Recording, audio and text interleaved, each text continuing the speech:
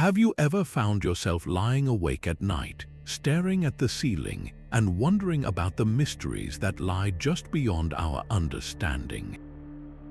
For as long as humans have walked this earth, we've been captivated by stories that defy explanation, tales of divine messages whispered on the wind, of spectral figures appearing in moments of crisis, of miracles that seem to bend the very laws of nature. This fascination with the supernatural isn't just a modern obsession, it's woven into the very fabric of our history, appearing in ancient texts, medieval chronicles, and whispered legends passed down through generations. These stories speak to something deep within us, a fundamental human curiosity about what exists beyond the visible world, and whether there are forces at work that transcend our everyday reality. Across civilizations and centuries, these accounts share remarkable similarities, whether they emerge from the misty highlands of Scotland, the sun-baked temples of Egypt, or the sacred mountains of Japan. They tell of moments when the veil between our world and something beyond grows thin, when ordinary people encounter the extraordinary in ways that change their lives forever. Some call these experiences divine intervention messages from gods or angels, while others see them as paranormal phenomena, glimpses into realms we don't yet understand. What's fascinating is how these stories persist, surviving wars, revolutions, and scientific advancements, continuing to capture our imagination century after century. Today, we embark on a journey through 30 of these timeless tales, each one a window into humanity's enduring relationship with the mysterious and the miraculous. We'll explore accounts that have puzzled historians, inspired artists, and challenged skeptics for generations, stories that blur the lines between faith and phenomenon, between coincidence and destiny. From ancient prophecies that came true against all odds to modern-day encounters that defy logical explanation, these narratives invite us to consider possibilities that stretch beyond our conventional understanding of reality. So settle in, open your mind, and join me as we journey through the most compelling supernatural and divine mysteries ever recorded, stories that continue to spark wonder, debate, and perhaps even a little bit of magic in our increasingly rational world. Our journey begins in the lush, mountainous heart of ancient Greece, at a place once believed to be the very center of the world. The sanctuary of Apollo at Delphi was more than just a temple. It was the ancient world's most revered source of divine guidance, a spiritual nerve center where the fate of empires was decided by the cryptic utterances of a single woman, the Pythia, the Oracle of Delphi. For over 1,000 years, everyone from humble farmers to powerful kings would make the arduous pilgrimage up the slopes of Mount Parnassus, all seeking answers from the god Apollo, who was thought to speak directly through his priestess. The ritual itself was a profound and meticulously orchestrated event. After making a lavish financial offering and sacrificing an animal to ascertain the god's favor, the seeker would be led into the inner sanctum of the temple, the Aditon. Here, they would encounter the Pythia, usually a local woman over the age of 50, seated on a tall, three-legged tripod cauldron. Before delivering her prophecies, she would undergo a powerful transformation. She would chew laurel leaves, drink water from a sacred spring, and then breathe in sweet-smelling vapors that rose from a fissure in the earth beneath her. Ancient historians like Plutarch, who once served as a priest at Delphi, documented that these fumes would induce a violent, trance-like state. The Pythia's body would shake, her voice would deepen, and she would begin to speak in frenzied, often incoherent riddles. It was the job of the temple priests to translate these ecstatic utterings into the poetic and famously ambiguous prophecies for which the oracle became legendary. One of the most famous examples involved King Croesus of Lydia, who asked if he should wage war on the Persian Empire. The oracle replied that if he did, he would destroy a great empire. Encouraged, Croesus attacked, only to be soundly defeated. It was his own mighty empire that was destroyed. This ambiguity was a hallmark of Delphic prophecy. ensuring the oracle's pronouncements could never be truly wrong, only misinterpreted by those who heard them. The influence of these prophecies cannot be overstated. They shaped the course of Western history. Before founding a new colony, Greek city-states would always consult the oracle for approval on the location. Before major battles, generals sought her strategic advice. She was even consulted on matters of philosophy and personal virtue. The profound respect for her wisdom granted Delphi immense political power and immense wealth, making it a truly neutral ground where rival states could engage in diplomacy under the watchful eye of Apollo. For centuries, the oracle's power was attributed purely to divine possession. However, modern geological investigations have uncovered a fascinating scientific explanation that lends credibility to the ancient accounts. In the 1990s, a team of researchers discovered that the temple was built directly upon two intersecting fault lines, right above a bituminous limestone formation.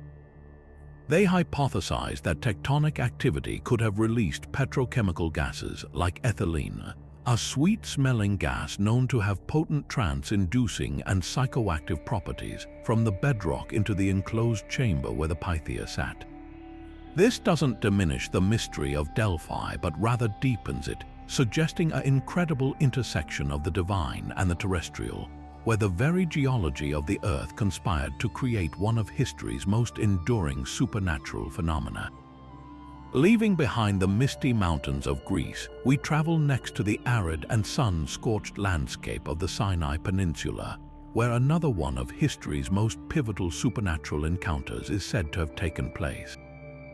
The story of Moses and the burning bush, as recounted in the book of Exodus, is far more than a simple miracle. It is a foundational theophany, a visible manifestation of God to humanity that would forever shape the spiritual identity of Judaism, Christianity, and Islam, and by extension, the entire moral and legal framework of Western civilization. According to the ancient text, Moses, a fugitive from Egypt, was tending his father-in-law's flock near Mount Horeb when he witnessed an astonishing sight: a bush that was engulfed in flames yet was not consumed by them. Intrigued by this paradox, he moved closer, only to be stopped by a voice that called out from the very heart of the fire. This voice identified itself as the God of his ancestors, Abraham, Isaac, and Jacob. What follows is a profound and intimate dialogue, where God reveals a sacred plan to liberate the Hebrew people from slavery in Egypt and commissions a reluctant Moses as his prophet and mouthpiece. This moment establishes key theological concepts, including the idea of a God who is deeply concerned with human suffering and justice, and the sanctity of holy ground, a place where the divine and the earthly realms intersect. For millennia, theologians and scholars have interpreted this event in various ways. Many view it as a pure and unambiguous miracle, a direct supernatural intervention meant to establish Moses' authority and authenticate his divine mission. The unconsumed nature of the bush is seen as a powerful symbol of God's enduring presence and the promise that his people, though they would face the fire of oppression, would not be destroyed. Others see deeper metaphorical meanings, suggesting the bush represents the indestructible nature of faith, or the idea that divine revelation illuminates without annihilating the vessel it uses. In more modern times, attempts have been made to find natural explanations for this ancient account. Some botanists and historians have pointed to certain desert plants like the dictama shrub, which is native to the Sinai region and covered in volatile, aromatic oils. On an extremely hot day, these oils could potentially vaporize and ignite if sparked by a lightning strike or even a stray ember from a campfire, creating a brief, spectacular flash of flame that would quickly burn out without destroying the woody plant underneath. Another theory involves a phenomenon known as St. Elmo's fire, a plasma discharge caused by a strong atmospheric electrical field that can create a glowing halo around objects. Could Moses have witnessed a rare and awe-inspiring combination of such natural events? Yet for many, these scientific inquiries, while fascinating, ultimately miss the core of the story. The true miracle may not be the fire itself, but the life-altering communication that occurred within it. The lasting impact of this event is immeasurable. It provided the enslaved Israelites with a God of liberation and established a covenant that forms the bedrock of Jewish law and identity. For Christianity, it is a prefiguration of God's later presence in the world and is often used as a symbol of the Virgin Mary, who bore the divine without being consumed. In Islam, Musa Moses is a major prophet, and his experience at the burning bush is a revered story of divine appointment. This single, supernatural encounter on a remote mountainside ignited a spiritual revolution whose light would, quite literally, never be extinguished, continuing to guide and inspire billions of people across the world thousands of years later. From the solitary divine encounter at the burning bush, we now turn to a series of profound and world-altering appearances that occurred not to one person but to many. The resurrection of Jesus Christ stands as the absolute cornerstone of the Christian faith, an event so transformative that it turned a group of disillusioned and terrified followers into a courageous community that would eventually change the course of human history.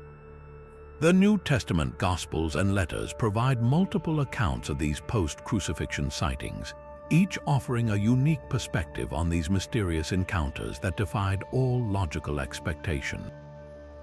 The narratives themselves are fascinating in their similarities and their differences, much like multiple witnesses recounting the same profound event from their own vantage points. The Gospel of John offers one of the most intimate and emotionally charged accounts, describing how Mary Magdalene, grieving at the empty tomb, initially mistakes the risen Jesus for a gardener until he speaks her name. This personal recognition shifts her entire world, turning her despair into explosive joy and making her the first witness to the resurrection. Later, the same gospel describes how Jesus miraculously appears to the disciples despite the doors being locked, showing them the wounds in his hands and side to prove he was the same man they saw crucified, yet now living in a radically new way. Perhaps most poignant is the account of Thomas, who was absent during that first appearance. He famously declares he will not believe unless he can physically touch the wounds himself. A week later, Jesus appears again, not with scorn but with compassion, inviting Thomas to do exactly that, leading to one of the most powerful declarations of faith in Scripture. The Gospel of Luke provides a different yet equally compelling set of encounters. It details the story of two disciples walking to the village of Emmaus, utterly dejected and confused by the events of the crucifixion. A stranger joins them on the road, explains the ancient prophecies to them, and is only recognized as Jesus when he breaks bread with them at their destination, at which point he vanishes from their sight. Later, he appears to the larger group of disciples in Jerusalem, who are so terrified they believe they are seeing a ghost. To calm their fears, he asks for food and eats a piece of broiled fish in front of them, demonstrating his tangible, physical reality. Scholars and theologians have grappled with the nature of these appearances for 2 millennia. From a traditional Christian perspective, these are accounts of a literal, bodily resurrection, a unique, supernatural event in history where Jesus was raised from the dead in a physical yet glorified body, conquering death itself. This body could be touched and could eat, yet it also possessed new properties like the ability to appear and vanish or pass through locked doors. This view holds that these encounters were objective historical events, witnessed by hundreds of people, which provided the undeniable proof that launched the Christian Church.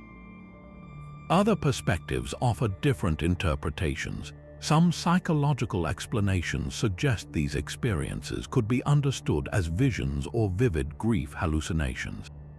In a state of extreme trauma and loss, the disciples' deep love and devotion to their teacher could have manifested in powerful subjective visions that felt entirely real to them, providing the comfort and reassurance they desperately needed to move forward.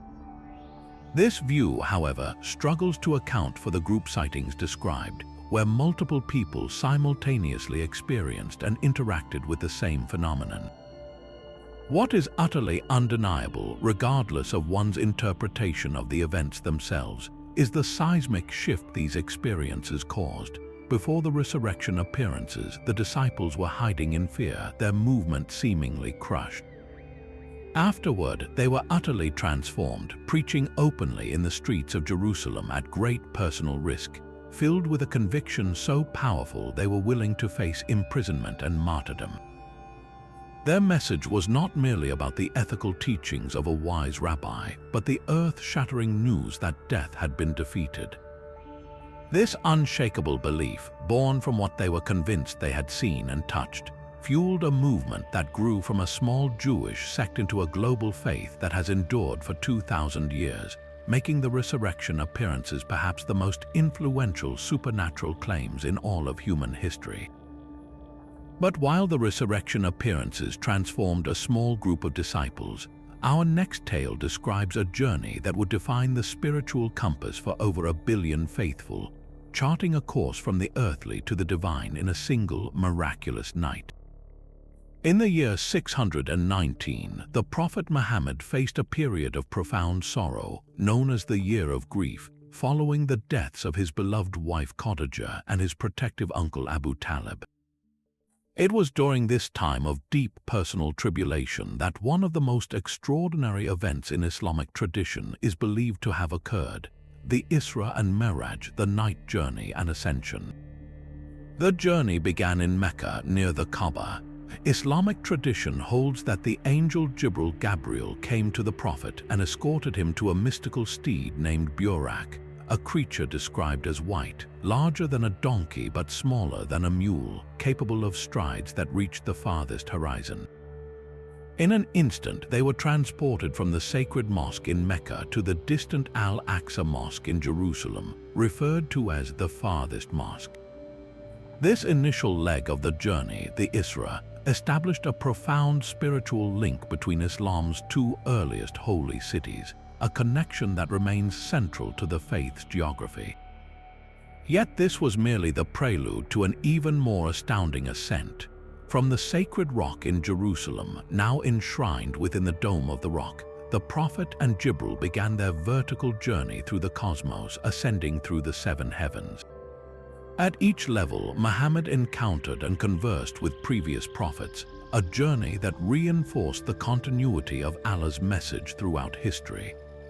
In the first heaven, he met Adam, in the second, Jesus and John the Baptist, in the third, Joseph, in the fourth, Idris Enoch, in the fifth, Aaron, in the sixth, Moses, and in the seventh and highest heaven, Abraham. This celestial meeting of prophets served as a powerful affirmation that Muhammad's message was not a new religion, but the completion and culmination of the same monotheistic truth revealed to these revered figures before him. The journey culminated at the Lot tree of the utmost boundary, the farthest point of creation, beyond which lies the direct presence of the divine. It was here that Muhammad experienced a communion with Allah so direct and intimate that it is beyond human description, receiving the commandment for Muslims to perform 50 daily prayers. On his descent, he again encountered Moses, who, known for his practical wisdom in dealing with humanity, advised Muhammad to return and ask for a reduction, as 50 prayers would be too heavy a burden for his followers. After repeatedly going back and forth between Allah and Moses, the number was eventually reduced to the 5 daily prayers that are observed by Muslims today. This negotiation is seen not as a lessening of devotion, but as a demonstration of Allah's infinite mercy and understanding of human capability. The spiritual significance of the Isra and Miraj is immense. For Muslims, it is the ultimate validation of Muhammad's prophethood and a detailed map of the unseen world, confirming the reality of the afterlife, paradise Jannah, and hell Jahannam, which the Prophet was shown during his journey. The event cemented the importance of Jerusalem as Islam's third holiest city and provided the divine injunction for the Salat, the 5 daily prayers, which serve as a constant spiritual tether connecting the believer to the divine throughout their day. This single night voyage stands as a timeless testament to the power of faith to transcend the boundaries of space, time, and human sorrow, offering a blueprint for the soul's own journey toward the divine. But from a journey through the heavens, we descend back to the blood-soaked battlefields of medieval Europe, where a most unlikely figure would emerge, guided by voices from beyond. In the early 15th century, France was a nation torn apart by the prolonged and brutal conflict known as the 100 Years' War. The English crown controlled vast swaths of French territory. The French king was unstable and ineffective, and the spirit of the people was broken. It was into this landscape of despair that a teenage girl from an obscure village would step, claiming a divine mandate to change the course of history. At the age of 13, in her father's garden in Domremy, Joan of Arc began to experience something extraordinary. She described visions of figures surrounded by a brilliant light, accompanied by voices that she later identified as the Archangel Michael and the early Christian martyrs Saint Catherine and Saint Margaret. These were not fleeting moments, they were persistent, detailed, and commanding. The messages began as calls to piety and good behavior, but soon evolved into a staggering military and political mission. She was to journey to the besieged city of Orleans, lift the English siege, and then escort the Dauphin, the uncrowned heir to the French throne, to the cathedral at Reims for his coronation. What makes Joan's story so compelling is not just the claim of divine guidance, but her incredible success in acting upon it. At 17, she defied all norms of class and gender, convincing local commanders to provide her with an escort to the Dauphin's court.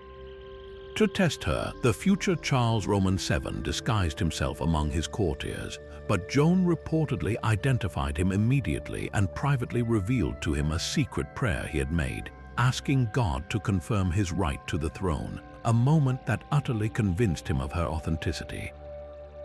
After a 3-week theological examination by priests at Poitiers who found no evil in her, she was given command of troops, clad in white armor and bearing a banner adorned with the names of Jesus and Mary. She led the French army to a stunning victory at Orleans, breaking the siege in just 9 days and turning the tide of the war.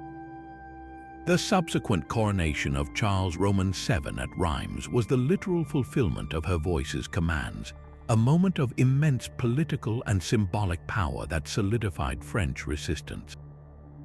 However, Joan's fortunes eventually turned. Captured by Burgundian forces allied with the English, she was sold to her enemies and put on trial for heresy and witchcraft.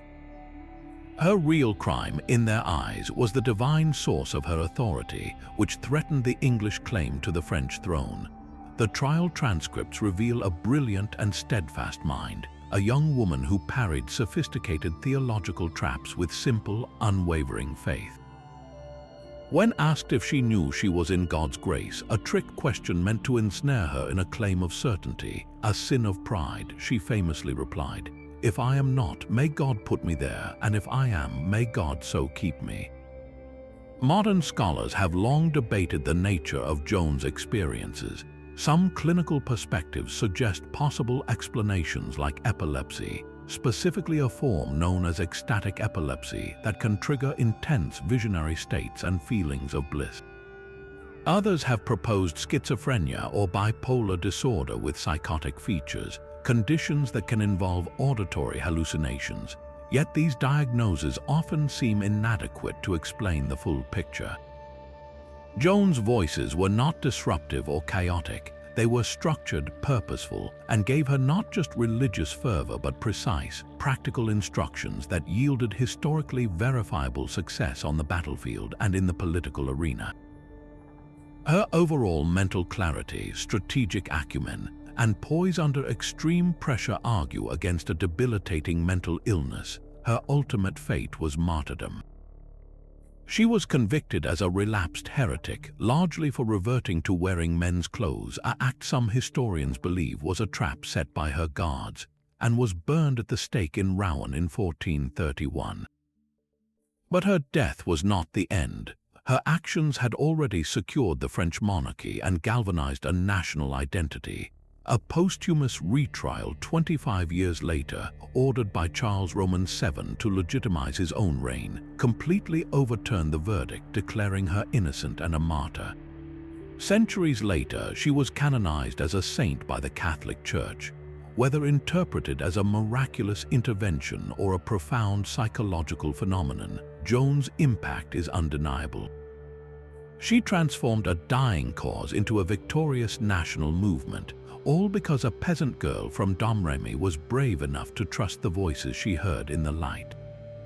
Moving from the battlefields of France to the humble pastures of rural Portugal, our next story unfolds in a world gripped by the unprecedented horrors of the First World War. In 1917, as millions perished in the trenches of Europe, a series of events began in the small village of Fatima that would captivate the Catholic world and ignite debates that continue to this very day. This is the story of Lucia dos Santos and her cousins, Francisco and Jacinto Mato, 3 young shepherds who reported 6 successive apparitions of a luminous lady they believed to be the Virgin Mary. The encounters began on May 13, 1917. The children were tending their family's sheep in a place known as the Cova da Iria when they were startled by 2 flashes of light. A woman, described as more brilliant than the sun, appeared to them standing atop a small holm oak tree. She promised to return on the 13th of each month for the next 6 months, and she asked the children to return to that same spot each time. Word of these meetings spread quickly through the deeply religious and superstitious Portuguese countryside, drawing increasingly larger crowds each month. By the final apparition on October 13th, the gathering was estimated to be 70,000 people strong, drawn by rumors that the lady had promised a great public miracle. During these visits, the lady, who eventually identified herself as Our Lady of the Rosary, entrusted the children with 3 secrets. The first was a terrifying vision of hell, a sea of fire filled with suffering souls, which the children said motivated them to pray fervently for the salvation of sinners. The second secret predicted the end of the First World War, but ominously warned of another, even worse war that would follow if humanity did not cease offending God. This second prophecy, interpreted after the fact, was seen as a clear forecast of the Second World War. It also contained a specific request for the consecration of Russia to her Immaculate Heart, warning that if not heeded, Russia would spread her errors throughout the world, a phrase that took on immense significance during the Cold War. The third secret, however, became the source of intense global speculation and conspiracy theories for decades. The Church withheld this final secret from public knowledge until the year 2000, 43 years after it was written down by Lucia, who had become a Carmelite nun. When finally revealed, the text described a bishop dressed in white, who, along with other bishops, priests, and religious figures, is killed by soldiers while climbing a steep mountain amid the ruins of a city. The Vatican's interpretation, presented by Cardinal Joseph Ratzinger, the future Pope Benedict XVI, was that it symbolized the 20th century's immense suffering, persecution of the Church, and the attempted assassination of Pope John Paul II in 1981. For many believers, this was a satisfactory spiritual interpretation. For countless skeptics and conspiracy theorists, however, it fell short. Many believed the original text was longer, more specific, and possibly contained apocalyptic warnings about a crisis of faith within the Church itself, allegations that the Vatican has consistently denied. The climax of the Fatima events was the miracle of the sun, witnessed by the massive crowd on that rainy October day. As the children reported seeing a final apparition, the clouds parted and the sun was described as a dull silver disk that could be stared at directly without hurting the eyes. Eyewitness accounts from both devout believers and skeptical reporters then described the sun beginning to dance violently in the sky, spinning and throwing off multicolored lights before appearing to plunge erratically toward the earth, as if it were about to crash into the crowd. After several minutes of this spectacle, the sun returned to its normal position in the sky. many in the crowd reported that their rain-soaked clothes were suddenly and completely dry. Skeptics have offered numerous natural explanations for the solar phenomenon, suggesting it could have been a rare combination of atmospheric optical effects, like a sundog or parhelion, amplified by mass suggestion or religious hysteria. Others propose it could have been a case of temporary sun-gazing-induced retina distortion, where looking at the sun for even a short time can cause afterimages that appear to move. Regardless of the cause, the impact of the event was real and immediate. The reported miracle was front-page news in secular newspapers across Portugal and solidified the Fatima events as a central part of modern Catholic devotion. Today, the sanctuary of Our Lady of Fatima is one of the largest Marian shrines in the world, attracting millions of pilgrims annually. The three child seers were canonized as saints by Pope Francis in 2017, on the 100th anniversary of the apparitions. The story of Fatima sits at a fascinating crossroads, a cornerstone of faith for millions who see it as a divine call for prayer and conversion, and a compelling paranormal mystery that continues to be analyzed and debated by historians, scientists, and conspiracy theorists, proving that some mysteries only deepen with time. Leaving behind the visions of 20th century Portugal, we journey back over 4 centuries to a time of profound superstition and social upheaval to witness one of the most bizarre and baffling mass events ever recorded.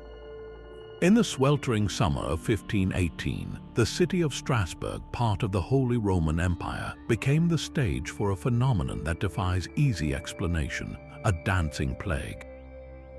It began seemingly innocently with a single woman. A Frau Trophia stepped into the street and began to dance, not a dance of joy or celebration, but a compulsive, frantic, and utterly uncontrollable jig.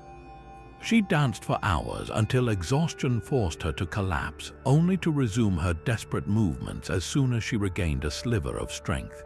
She continued this way for 4 to 6 days straight, and by the end of the week she was not alone.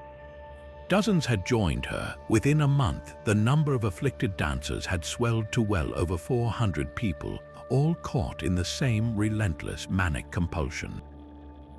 Their feet bled from the constant motion, their bodies were racked with pain, and many screamed of visions and terror even as their limbs flailed against their will. The city councillors and physicians, utterly bewildered, initially applied a medieval logic to the crisis. They concluded the dancers were suffering from an overheation of the blood, a malady they believed could only be cured by more dancing. In a move that seems incomprehensible to the modern mind, they cleared out 2 guild halls, hired musicians and strongmen to keep the dancers moving, and even constructed a wooden stage, hoping the afflicted would simply dance the fever out of their systems. This strategy, of course, had the opposite effect, fueling the epidemic and leading to heart attacks, strokes, and deaths from pure exhaustion. To understand why this happened, we must look at the context. The years leading up to 1518 had been catastrophic for Strasbourg. A series of devastating harvests had led to severe famine, and diseases like smallpox and syphilis ran rampant. The populace was steeped in a religious culture that interpreted such suffering as divine punishment for sin. This created a pressure cooker of anxiety, fear, and collective trauma. Many contemporary religious figures pointed to a specific scapegoat. They believed Saint Vitus, an early Christian martyr, had cursed the city with a dancing mania for its widespread impiety. The only cure, according to this theory, was to appease the saint.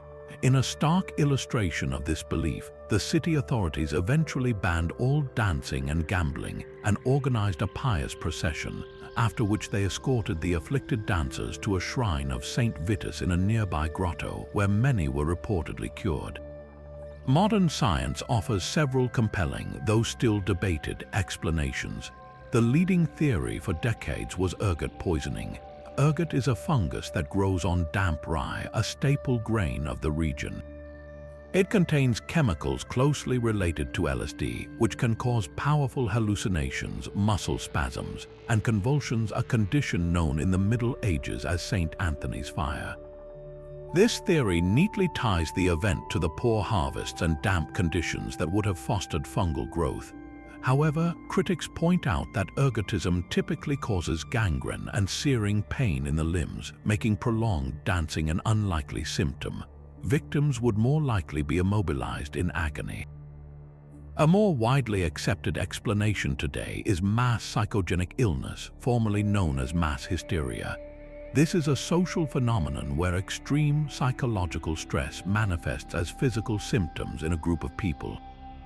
In a society teetering on the brink of collapse, gripped by superstition and a palpable fear of divine wrath, the sight of one person dancing uncontrollably could have provided a template for the expression of this deep communal anxiety. For the impoverished and desperate citizens of Strasbourg, falling into a trance-like state may have been a subconscious collective cry for help, a way to physically act out the immense psychological distress for which they had no other language. The dancing was not a choice, but a somatic symptom of a society in crisis. The dancing plague of Strasbourg is more than a strange historical footnote. It is a powerful window into the medieval mind. It reveals a world where the lines between the physical, the psychological, and the supernatural were profoundly blurred. For the people of the time, a curse from a saint was a perfectly rational cause for a physical malady. The event demonstrates how human beings, when pushed to the absolute brink by famine, disease, and terror, can manifest their deepest fears in the most astonishing physical ways.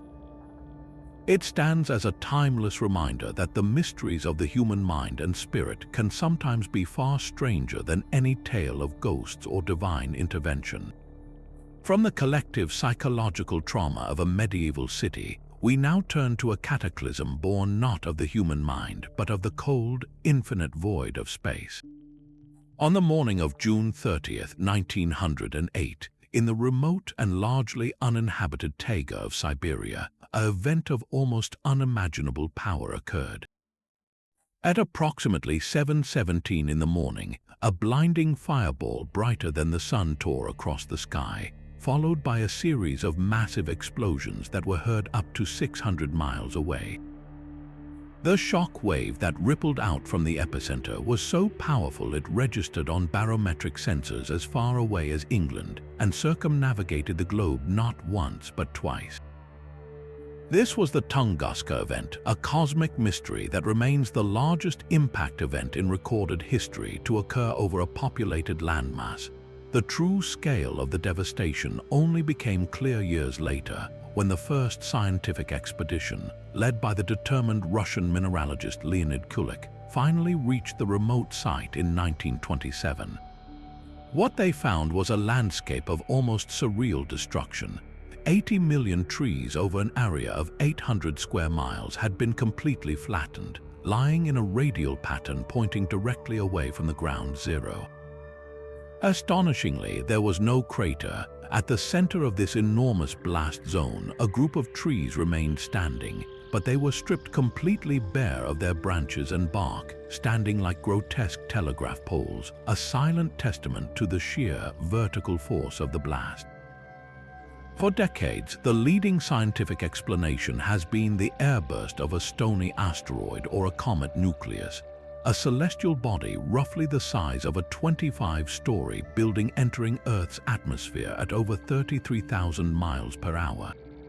The intense heat and pressure of its hypersonic travel through our atmosphere would have caused it to explode somewhere between 3 to 6 miles above the ground, releasing energy equivalent to 10 to 15 million tons of TNT, roughly 1,000 times more powerful than the atomic bomb dropped on Hiroshima.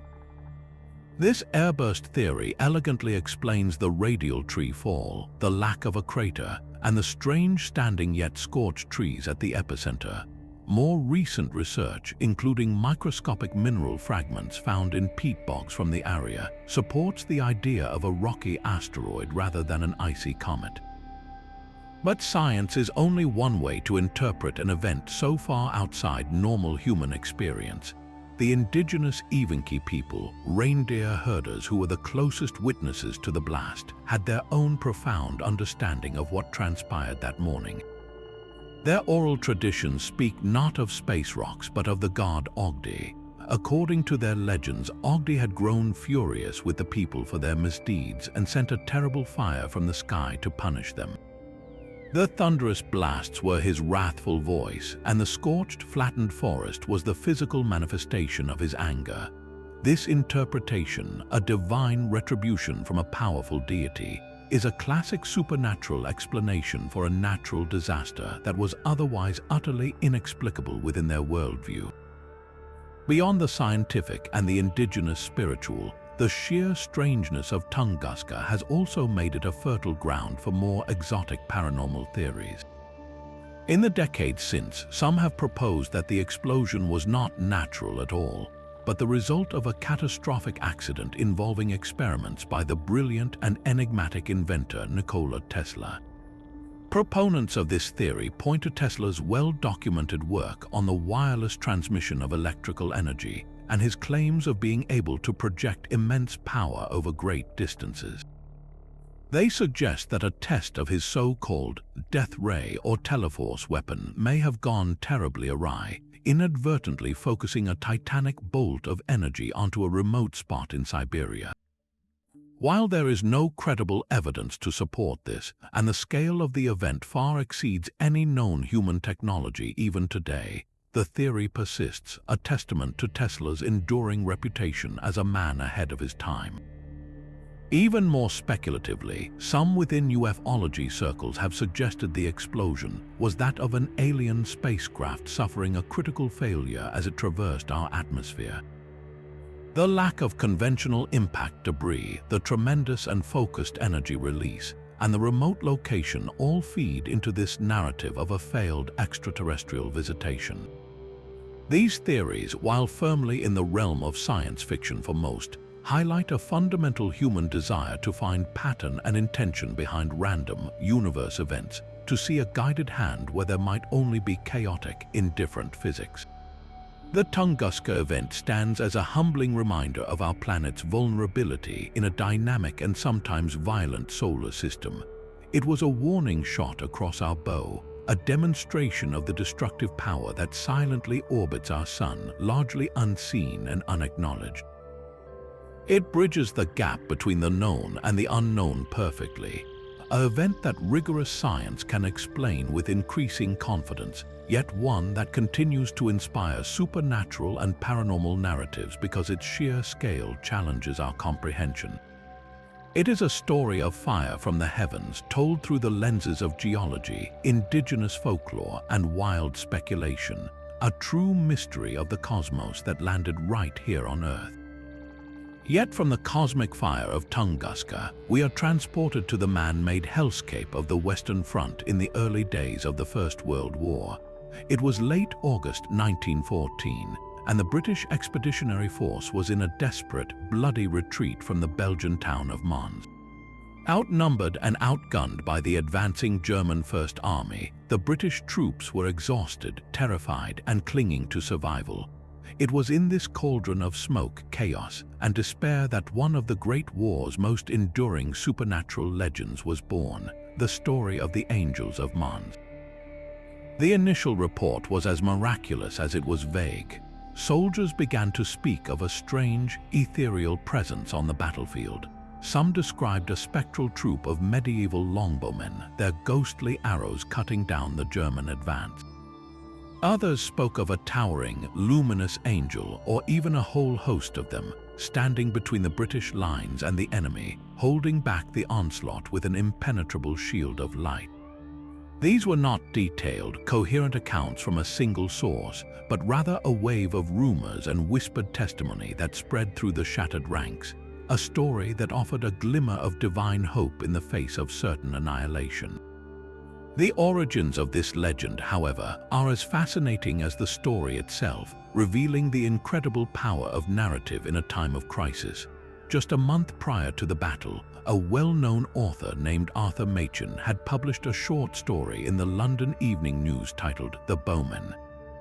It was a piece of fiction, a patriotic fantasia in which the ghostly archers of Agincourt, summoned by a soldier's prayer to St. George, intervened at Mons. Machen wrote it as a work of pure imagination, but in the heightened, emotional atmosphere of wartime, his fiction took on a life of its own. The story was reprinted in parish magazines across the country, and soon soldiers' letters home began to reference the event as fact. Machen himself was astonished and spent years trying to correct the record, but the legend had already escaped into the wild, evolving and growing with each retelling. This transformation from fiction to fervently believed reality is a profound example of what scholars call a phantom narrative. In the aftermath of the brutal retreat, soldiers and a public desperate for signs of hope latched onto this beautiful story. It served a critical psychological function for the troops who had faced unimaginable horror. Attributing their survival to a supernatural intervention was far more comforting than acknowledging the random, brutal luck of war. It gave meaning to their suffering and sacrifice, suggesting they were not forgotten, that their cause was just and watched over by divine powers. For the folks at home grappling with the first devastating casualty lists, the story provided immense comfort, assuring them that their loved ones were not alone in the trenches. The Angels of Mons thus became a cornerstone of wartime mythology, a legend that spoke directly to the human need for solace and pattern-making in the face of chaos. It sits at the perfect intersection of wishful thinking, religious faith, and the fog of war.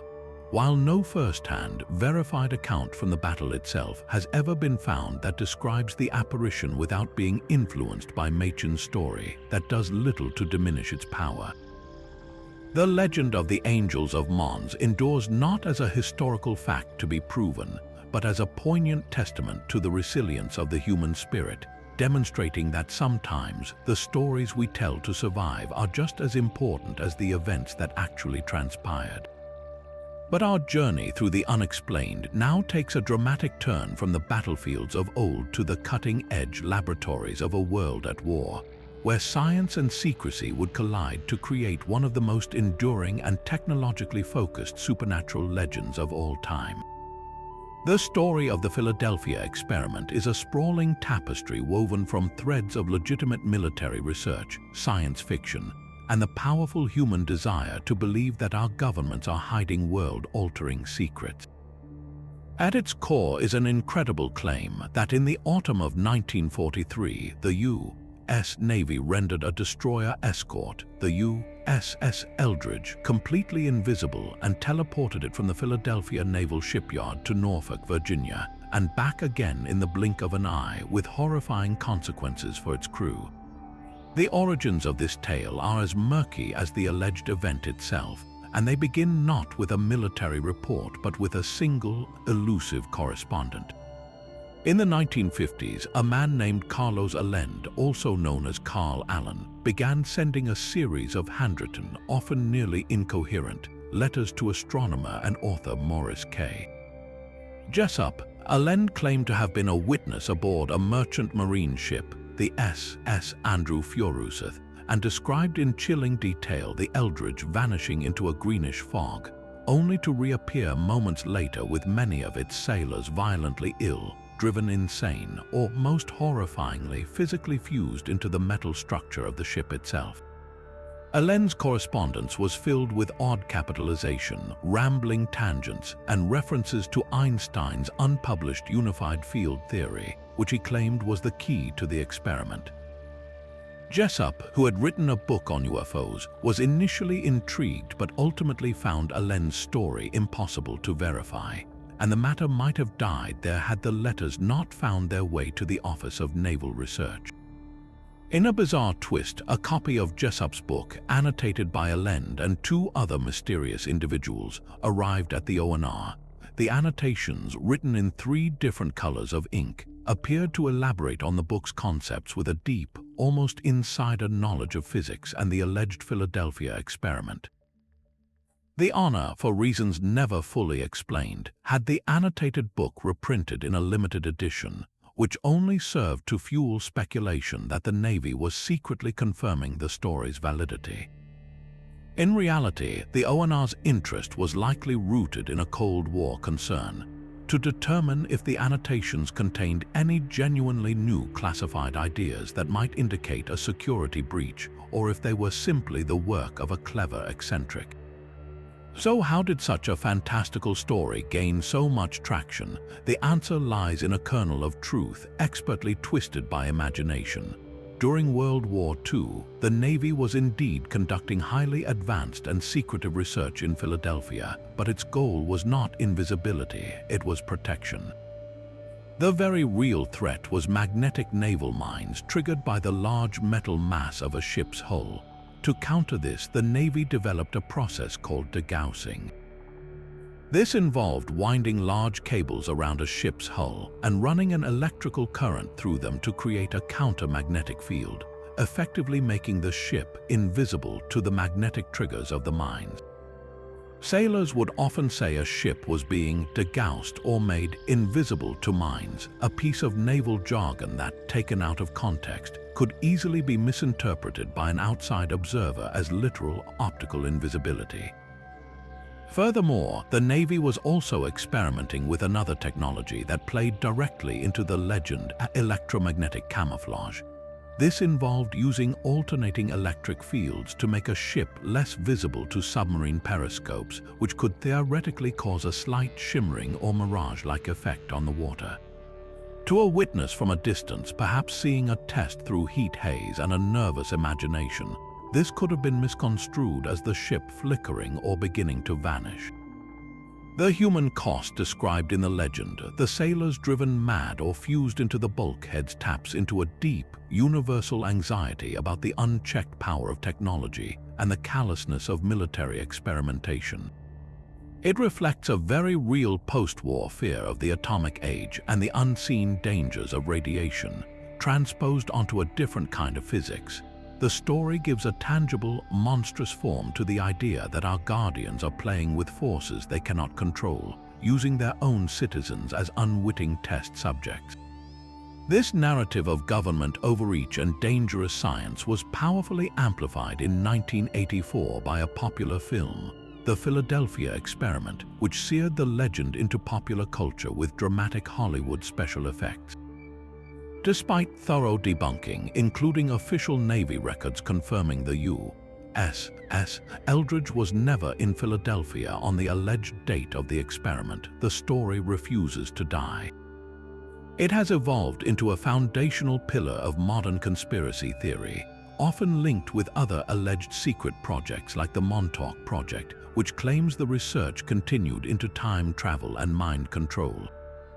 The Philadelphia Experiment endures because it is the perfect modern myth.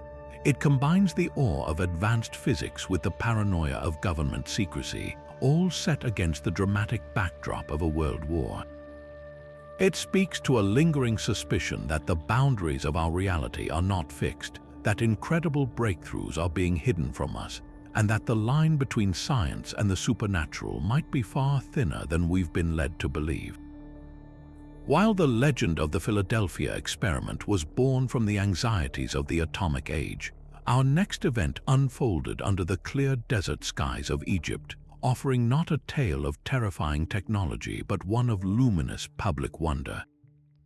Just a year after the 50th anniversary of the Fatima apparitions, a series of events began in a suburb of Cairo that would become one of the most extensively documented supernatural occurrences of the 20th century. For years, starting on the evening of April 2, 1968, the dome of St. Mary's Coptic Church in Zaytown became a stage for apparitions of a woman of light, witnessed by millions of people from all walks of life. It began with two Muslim car mechanics working across the street from the church. They noticed a woman dressed in white standing on the top of the central dome, and fearing she was about to commit suicide, they called for the police and a crowd began to gather. But as they watched, the figure did not fall. Instead, she seemed to radiate a soft, soothing light. To the onlookers, many of whom were Coptic Christians, her appearance was immediately recognizable as the Virgin Mary. This was not a one-time event. The apparitions recurred with astonishing frequency, sometimes 2 or 3 times a week for the next 3 years. They were not fleeting glimpses. Some lasted for hours, witnessed by crowds that could swell to 250,000 people, all gazing upward in a shared state of awe. The descriptions from witnesses were remarkably consistent. The luminous figure would often appear above or near the dome, sometimes accompanied by doves of light that would dart across the sky without flapping their wings. She was frequently seen holding an olive branch, a universal symbol of peace, or would bow in blessing towards the crowds. The apparition was often so brilliantly illuminated that it cast light onto the faces of the people below, allowing them to read newspapers in the middle of the night. Perhaps most compellingly, the phenomenon was captured in hundreds of photographs and several reels of film, which show a distinct humanoid shape composed of light, though skeptics have argued these could be the result of photographic effects or light projections. What sets the Zitown events apart from other Marian apparitions is the sheer diversity and credibility of the witnesses. This was not an event claimed by a few secluded children. It was a public spectacle observed by countless thousands. The crowds included Muslims, Christians, Jews, and atheists, along with journalists, doctors, and high-ranking government officials. Even Egypt's president at the time, Gamal Abdel Nasser, a secular leader not known for promoting religious phenomena, sent his own investigators to report on the events. Their conclusion, and that of the police who were constantly on duty to manage the massive crowds, was that they could find no evidence of fraud or hoax. The Coptic Orthodox Church itself, typically cautious about endorsing such events, officially recognized the apparitions as authentic in 1968, a mere month after they began. Alongside the visions came numerous reports of miraculous healings. People with chronic illnesses, blindness, and paralysis claimed to have been cured after witnessing the apparition or simply being present in the crowd. These claims were investigated by medical professionals, including Dr. Shafik Abd el-Malik, a prominent surgeon who documented several cases he considered medically inexplicable. One of the most famous involved a factory worker who had been blind for years due to corneal scars. After attending Zitown, his vision was reportedly restored, and an examination showed his corneas were suddenly clear. While such personal testimonies are difficult to verify scientifically, they contributed profoundly to the atmosphere of fervent belief that surrounded the events. Naturally, a phenomenon of this scale invited intense scrutiny and a host of skeptical explanations. The most common theory proposed was that the apparitions were an elaborate form of mass hysteria, amplified by religious expectation. However, this struggles to account for the initial witnesses, who were Muslim mechanics with no particular inclination to see the Virgin Mary, or for the many photographs taken by independent observers. Others suggested the images were caused by complex reflections of light from nearby roads or the clever use of projectors. Yet no equipment was ever found, and the logistics of projecting a stable, three-dimensional image onto a curved dome for hours at a time, in a location surrounded by crowds and police, would have been a monumental feat of deception with no clear motive. The Coptic Church, which owned the building, had nothing to gain and much to lose from a hoax that could easily be exposed, especially under the watchful eye of a skeptical government. The timing of the events also carries a powerful symbolic weight for the Coptic community. 1968 was a period of significant tension in Egypt following the country's defeat in the Six-Day War, and the Copts, a Christian minority, often faced pressure and discrimination. For many believers, the Virgin's appearance was a message of reassurance and protection, a divine affirmation that they were not forgotten. The location itself is deeply significant. Tradition holds that the Holy Family, with the infant Jesus, Mary, and Joseph, rested in the area of Zitown during their flight into Egypt. The apparitions, therefore, were seen as a return, a blessing upon a land that had once offered sanctuary to her son. Unlike the secrets of Fatima, the message of Zitown was not delivered in private words to a few seers. Its message was its public, undeniable presence, a silent, luminous spectacle of peace that transcended religion, class, and education. It presented itself not in a remote grotto but in the heart of a bustling city, inviting everyone to look up and decide for themselves.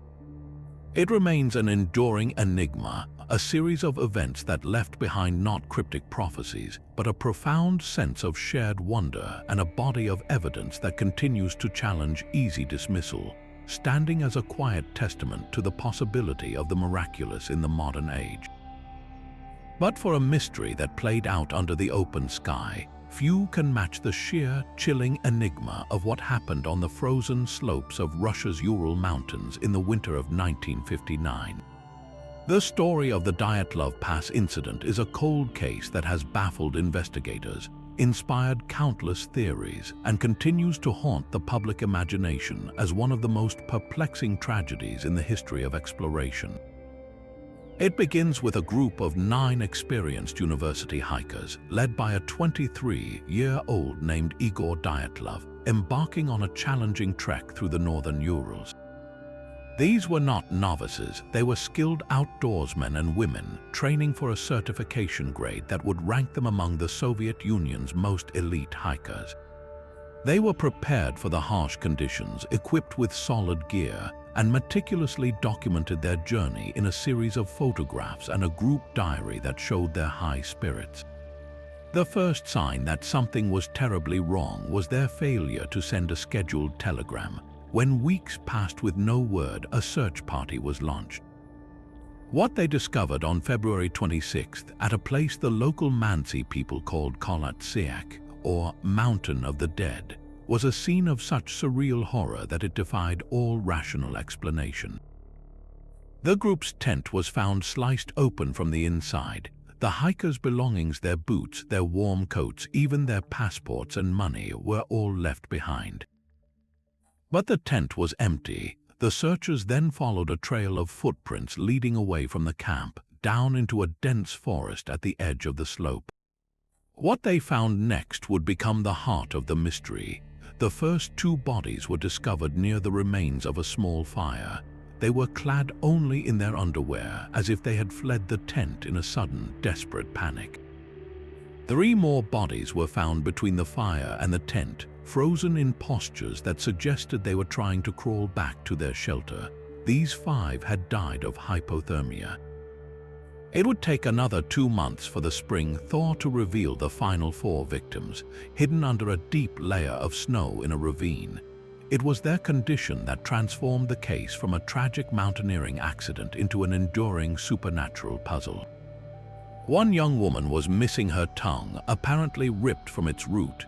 2 of the men had suffered catastrophic internal injuries, including massive chest fractures that one forensic expert compared to the damage seen in victims of a high-speed car crash, yet there was not a single external bruise on their bodies.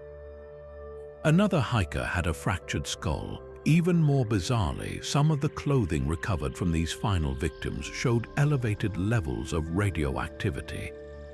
The official Soviet investigation, conducted under a cloak of Cold War secrecy, concluded that the group had been killed by a compelling natural force, and the case was abruptly closed. This vague, unsatisfying conclusion acted like a vacuum, instantly filling with a torrent of competing theories that range from the plausible to the utterly paranormal. The most persistent natural explanation involves an avalanche. Proponents suggest a small slab avalanche could have struck the tent, prompting the hikers to cut their way out in a panic and flee to the relative safety of the tree line. In their disoriented state, suffering from hypothermia and perhaps even paradoxical undressing, a known phenomenon where freezing victims remove clothes due to a sensation of burning heat, they succumb to the elements. However, this theory is heavily contested. Avalanche experts point out that the slope was not steep enough for a significant slide. No avalanche debris was ever found, and the pattern of injuries, particularly the extreme internal trauma with no external marks, is completely inconsistent with any known avalanche aftermath. This failure of conventional explanations has given rise to more speculative ideas. One prominent theory points to secret military testing. The area was off limits to hikers at the time, and the group had strayed from their intended route. Could they have inadvertently witnessed the test of a new weapon, perhaps a sonic device or a concussive explosive, that caused their internal injuries and forced them to flee? This might also account for the reported radiation on their clothes. Others have looked to the skies, suggesting the hikers were victims of a powerful infrasound event, low-frequency sound waves produced by wind interacting with the mountain's unique shape that can induce feelings of terror, panic, and even physical illness in humans. Did an infrasound-induced panic cause them to flee their tent into the deadly cold? Then, of course, there are the more supernatural interpretations. The indigenous Mansi people have long considered the area sacred and warned of vengeful spirits. Some have suggested an attack by a yeti or other unknown creature, a theory that gained fleeting traction due to a controversial photograph from the hiker's camera that some claimed showed a large, hairy figure in the distance. The most haunting theory, given the missing tongue and the violent, invisible force, is one of divine or demonic punishment, a wrathful Old Testament-style retribution meted out for some unknown transgression. The Dyatlov Pass Incident remains the ultimate Rorschach test of the unexplained. We see in it what we fear most: the brutal indifference of nature, the chilling secrecy of our governments, or the terrifying possibility that there are forces in this world that operate entirely outside our understanding. It is a stark reminder that even in our modern age, some mysteries are carved in ice, forever frozen just beyond our grasp. Yet from the frozen, unresolved terror of Dyatlov Pass, we leap from the physical to the electromagnetic, from the earthly to the cosmic, in search of a signal, a single, tantalizing whisper that seemed to speak not of danger, but of intelligence beyond our world.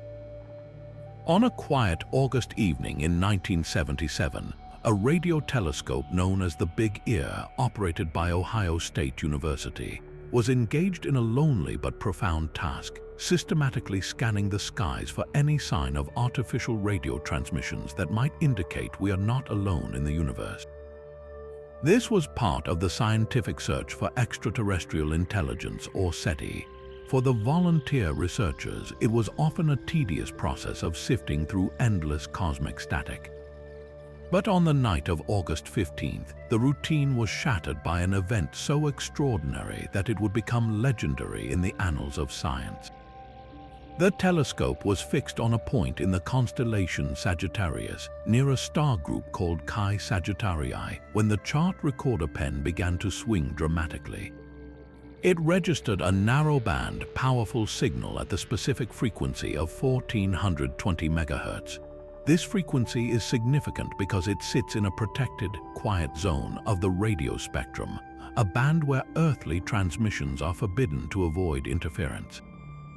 It is also right near the emission line of neutral hydrogen, the most common element in the universe, a frequency that many scientists had theorized would be a logical hailing frequency for any advanced civilization trying to announce its presence.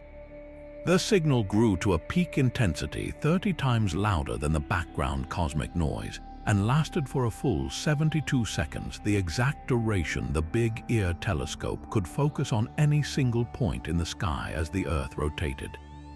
A few days later, a young volunteer astronomer named Jerry Amon was reviewing the computer printout of that night's data. As his eyes scanned the alphanumeric string representing the signal's intensity, a sequence of numbers and letters where increasing intensity was marked by higher numbers and then letters, he saw it 6-5. The U represented a reading more than 30 times the normal background noise.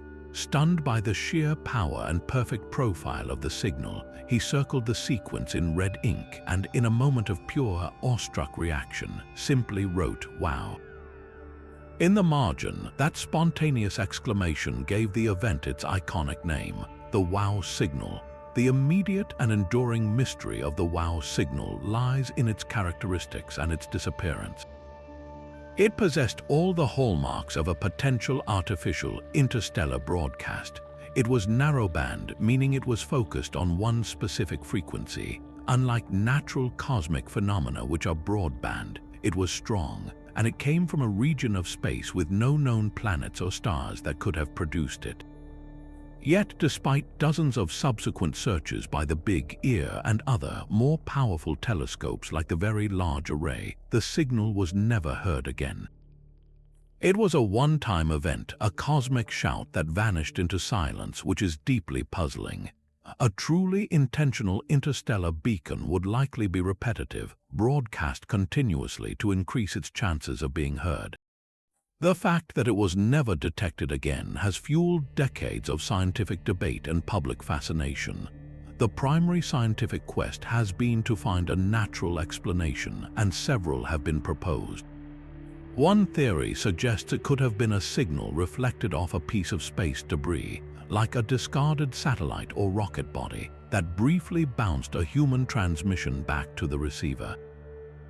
However, the 1420 MHz frequency is legally protected, making it highly unlikely any human-made object was broadcasting on it. Another idea points to a cometary hydrogen cloud. In 2016, an astronomer proposed that two comets, which happened to be in the right part of the sky at the time but were unknown in 1977, could have emitted a large cloud of hydrogen that might produce such a signal. However, this theory has been widely criticized and largely dismissed by other SETI scientists, as comets do not emit strong, narrowband radio signals in that manner. The most tantalizing possibility, of course, is that the WOW signal was exactly what it appeared to be, an intercepted transmission from an advanced extraterrestrial civilization. If true, the implications are staggering. It would mean that somewhere out there, around a star we cannot even identify, a technology exists capable of projecting a signal powerful enough to reach us across the incomprehensible vastness of space. The very brevity of the signal could be explained in numerous ways. Perhaps it was a targeted burst meant for someone else, and we simply passed through its beam for a moment. Maybe it was a fragment of a much longer message, most of which we missed. Or, in a more haunting scenario, it could have been the last dying gasp of a civilization that annihilated itself shortly after sending it, a final, unanswered call into the void. This inevitable collision between science and speculation then opens a door to an even deeper set of questions, ones that have preoccupied theologians and philosophers for centuries. If the WOW signal was indeed proof of other intelligent beings, how would that discovery impact humanity's understanding of God and our place in the cosmos? For some religious traditions, the existence of extraterrestrials could present a profound challenge. Certain literal interpretations of Scripture, which place humanity at the center of a divine plan, might struggle to accommodate the idea that we are not the sole focus of God's creation. The concept of salvation, of a Christ who died for the sins of humankind, might require a radical reimagining if other sentient, sinful species also inhabit the universe. Yet for many other theologians and people of faith, the discovery of extraterrestrial intelligence would not be a challenge to divinity, but a magnificent expansion of it. It would be seen as a testament to the infinite creativity of a creator who would fill the entire cosmos with life and consciousness. In this view, God's grandeur is not diminished by sharing it with other beings, it is magnified. The universe becomes a grander, more diverse cathedral than we ever imagined. Some even suggest that contact could represent a new chapter in Revelation, a chance to learn how the divine has been made manifest to other cultures on other worlds, offering us a broader, more universal understanding of the sacred. The enduring power of the WOW signal lies in this beautiful ambiguity.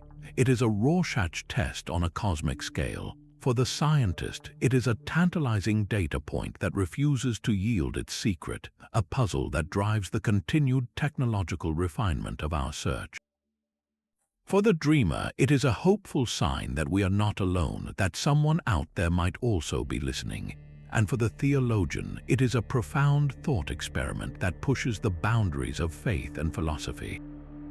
It remains the closest thing we have to a potential hello from the cosmos, a 72-second enigma that continues to echo through the decades, reminding us that the universe is vast, mysterious, and still full of secrets waiting to be uncovered.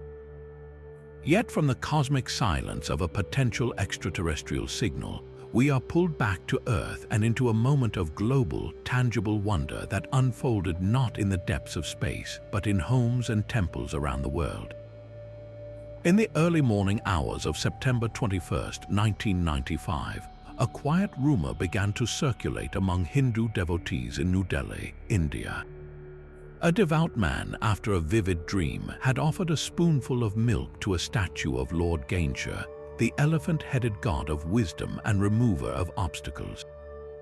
To his astonishment, the milk seemed to disappear, consumed by the stone deity.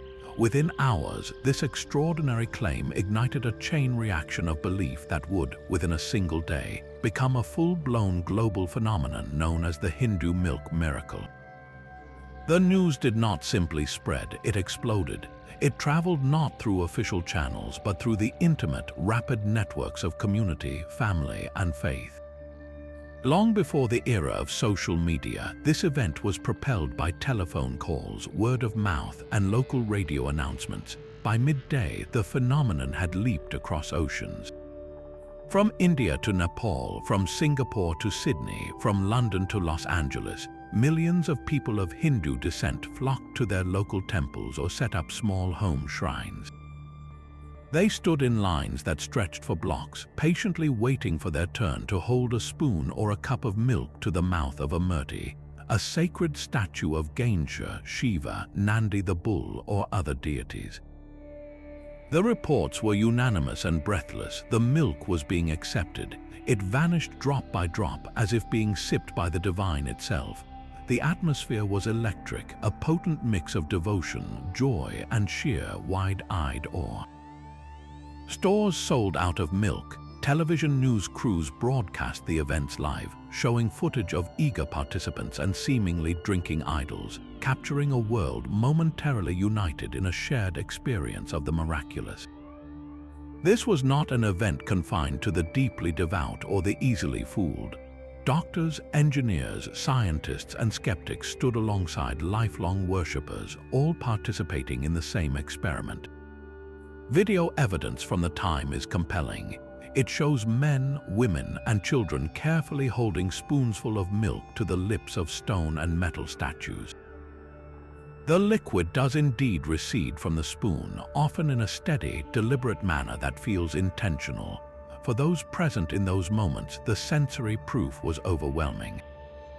They could feel the weight of the spoon lighten. They could see the milk disappear with their own eyes. This was not a distant, abstract miracle. It was immediate, personal, and physically verifiable.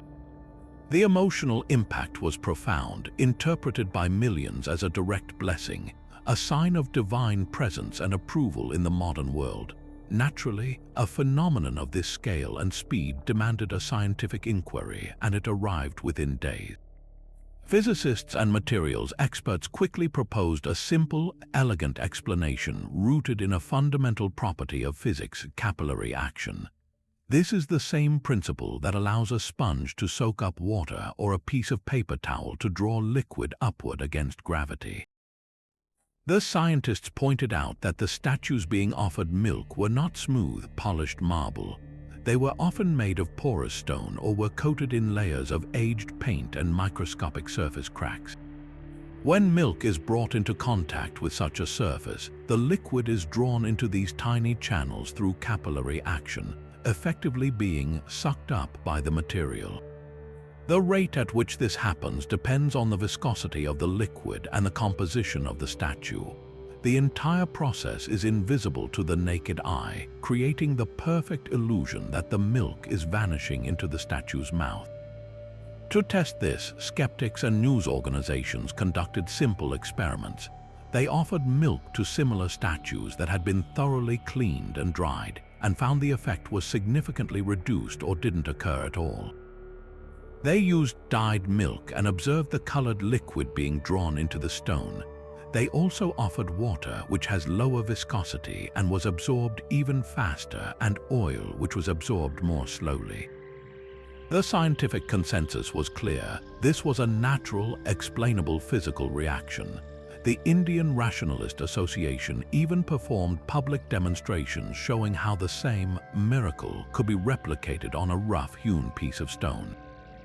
Yet, for many believers, the scientific explanation did nothing to diminish the spiritual significance of the event. Their perspective offers a fascinating insight into the intersection of faith and phenomenon. They argued that the capillary action was merely the mechanism, the how of the event. The true miracle was the why and the when. Why did millions of people across the globe spontaneously decide to perform this specific act on this specific day? Why did the dream occur to that one man in New Delhi, setting off this chain of devotion? For them, the divine chose to work through the natural laws of the universe, using a simple physical property to create a moment of collective spiritual awakening. The miracle was not that the stone drank the milk, but that so many hearts were moved to offer it in the first place, creating a planetary wave of faith and unity. The event also stands as a powerful case study in mass suggestion and the psychology of belief. In the right conditions, a shared idea can become a self-fulfilling prophecy on a colossal scale. The human brain is wired to seek patterns and confirm expectations. A person holding a spoon to a statue expecting to see the milk disappear is far more likely to interpret the slow drain of liquid through capillary action as a deliberate act of consumption. This psychological priming, combined with the contagious energy of a crowd all witnessing the same thing, creates an incredibly powerful feedback loop of confirmation. What one person sees, others then expect to see, and the collective experience reinforces the individual belief. The milk miracle demonstrates that a perceived supernatural event does not require advanced technology or elaborate deception. It can emerge from the interplay of simple physics, human psychology, and a deep, shared yearning for a tangible connection to the divine. The Hindu milk miracle remains a captivating chapter in the history of modern faith. It is a tale that can be told two ways, as a story of mass delusion explained by elementary school science, or as a story of divine communication using the very fabric of nature as its medium. Perhaps the most enduring truth of the event is that both narratives can coexist. It reveals that the line between the explainable and the miraculous is often thinner than we think, and that the most powerful mysteries are those that live in the space between what we can measure and what we can feel. It was a one-day global phenomenon that offered everyone a choice, to see only the capillary action in the stone, or to also see the undeniable miracle of millions of people all at once, choosing to believe in something wonderful. But our journey through the unexplained now takes a sharp turn from the visually spectacular to the deeply auditory, from a global spectacle to a personal and persistent sensation that has plagued a small community for decades. Nestled in the high desert of northern New Mexico, the town of Taos is renowned for its vibrant art colony, stunning mountain vistas, and deep Native American roots. Yet since the early 1990s, it has also become famous for something far more elusive and unsettling, a mysterious, low-frequency sound that only some can hear. This is the enigma of the Taos hum, a persistent droning noise that has driven a portion of the town's residents to the brink of desperation, launching scientific investigations and inspiring spiritual interpretations in equal measure. For those who can perceive it, the hum is not a mere annoyance, it is a life-altering intrusion. Descriptions are remarkably consistent, a low, rumbling sound, often compared to a distant diesel engine idling, a persistent buzz, or a deep vibration that seems to emanate from nowhere and everywhere at once. What makes the Taos hum so particularly torturous is its constancy. Unlike most environmental noises that fade in and out, the hum is reported as being relentless, often growing more pronounced at night inside homes, making sleep impossible and concentration a struggle. Its low frequency allows it to penetrate walls and earplugs with ease, creating a sense of being trapped with an inescapable sonic presence. For the estimated 2% of the Tao's population who hear it, known as hearers, the sound has been linked to symptoms of insomnia, dizziness, headaches, and even nosebleeds, profoundly impacting their quality of life and mental well-being. The sheer frustration of the hearers, who felt they were not being taken seriously, eventually compelled official action. In 1993, a group of them petitioned New Mexico's congressional representatives for help, leading to a formal investigation. Scientists from several prestigious institutions, including Phillips Air Force Laboratory and the University of New Mexico, descended upon Taos. Their mission was to track down the source of this pervasive sound. Teams of researchers used state-of-the-art acoustic equipment and antennae to scan for low-frequency waves, both airborne and seismic. They investigated every conceivable man-made source: industrial machinery, power lines, pumping stations, military communications systems, and even local gas pipelines. Despite their thorough efforts, the investigations came to a perplexing conclusion. While the researchers were able to detect a variety of ambient noises, they could find no definitive physical source that matched the specific, persistent sound described by the hearers. The official report essentially closed the case, stating that while the hum was indeed real for those who heard it, its origin remained a mystery. This scientific dead end forced a pivot to exploring psychological and physiological explanations. The leading theory from this angle is that the hum is a form of tinnitus, a perceived sound with no external source. However, this is not the typical high-pitched ringing most associate with the condition. This would be a rare, low-frequency tinnitus. Proponents of this theory suggest it could be caused by spontaneous autocaustic emissions, where the inner ear itself generates sound. Another hypothesis posits that hearers might have a heightened sensitivity to extremely low-frequency electromagnetic radiation, perhaps from a common source like power lines, that their brains then interpret as an auditory signal. The problem with these theories is their inconsistency. If the hum were a common form of tinnitus or electromagnetic sensitivity, why would it be so geographically concentrated? And why would so many people in one specific location suddenly begin to experience it around the same time? This is where the cultural and spiritual context of Taos offers a radically different, and for many, a more satisfying perspective. The town sits adjacent to the Taos Pueblo, a centuries-old Native American community with a rich spiritual tradition. From this viewpoint, the land itself is not inert, it is alive with consciousness and history. Many Pueblo elders and local mystics do not hear a hum, but a drum or a heartbeat. They interpret the sound not as a technological malfunction or a medical ailment, but as a message from the spirit of the earth itself. Some believe it is the planet vibrating at a changing frequency, a sign of a global spiritual shift or awakening. Others see it as the sound of a dimensional portal or a thinning of the veil between worlds, a concept that resonates in a region steeped in spiritualism and UFO lore.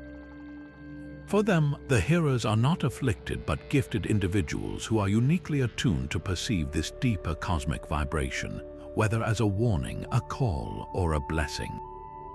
The Taos hum ultimately transcends a simple mystery of a missing noise. It sits at a fascinating crossroads of science, psychology, and spirituality, becoming a Rorschach test for how we explain the unexplainable. For science, it remains an unsolved acoustic anomaly, a reminder that our senses are not yet attuned to every frequency of our reality. For medicine, it is a compelling case study in the complex relationship between human perception and the environment. But for those who live with its constant drone, and for those who listen to the land, it is something more profound. A permanent, vibrating question mark hanging in the dry desert air, challenging us to consider that some mysteries are not meant to be solved, only heard. While the Taos hum presents a mystery of perception and sound, Our next tale introduces a figure defined by its ominous silence, a silent, winged watcher whose appearances became inextricably linked with one of America's most tragic structural failures. The legend of the Mothman begins in the small, working-class town of Point Pleasant, West Virginia, in the mid-1960s, a community about to be touched by something utterly beyond its understanding. The first documented sighting occurred on a chilly November night in 1966, when two young couples driving near a former World War II munitions plant, an area known locally as the TNT area, reported a terrifying encounter.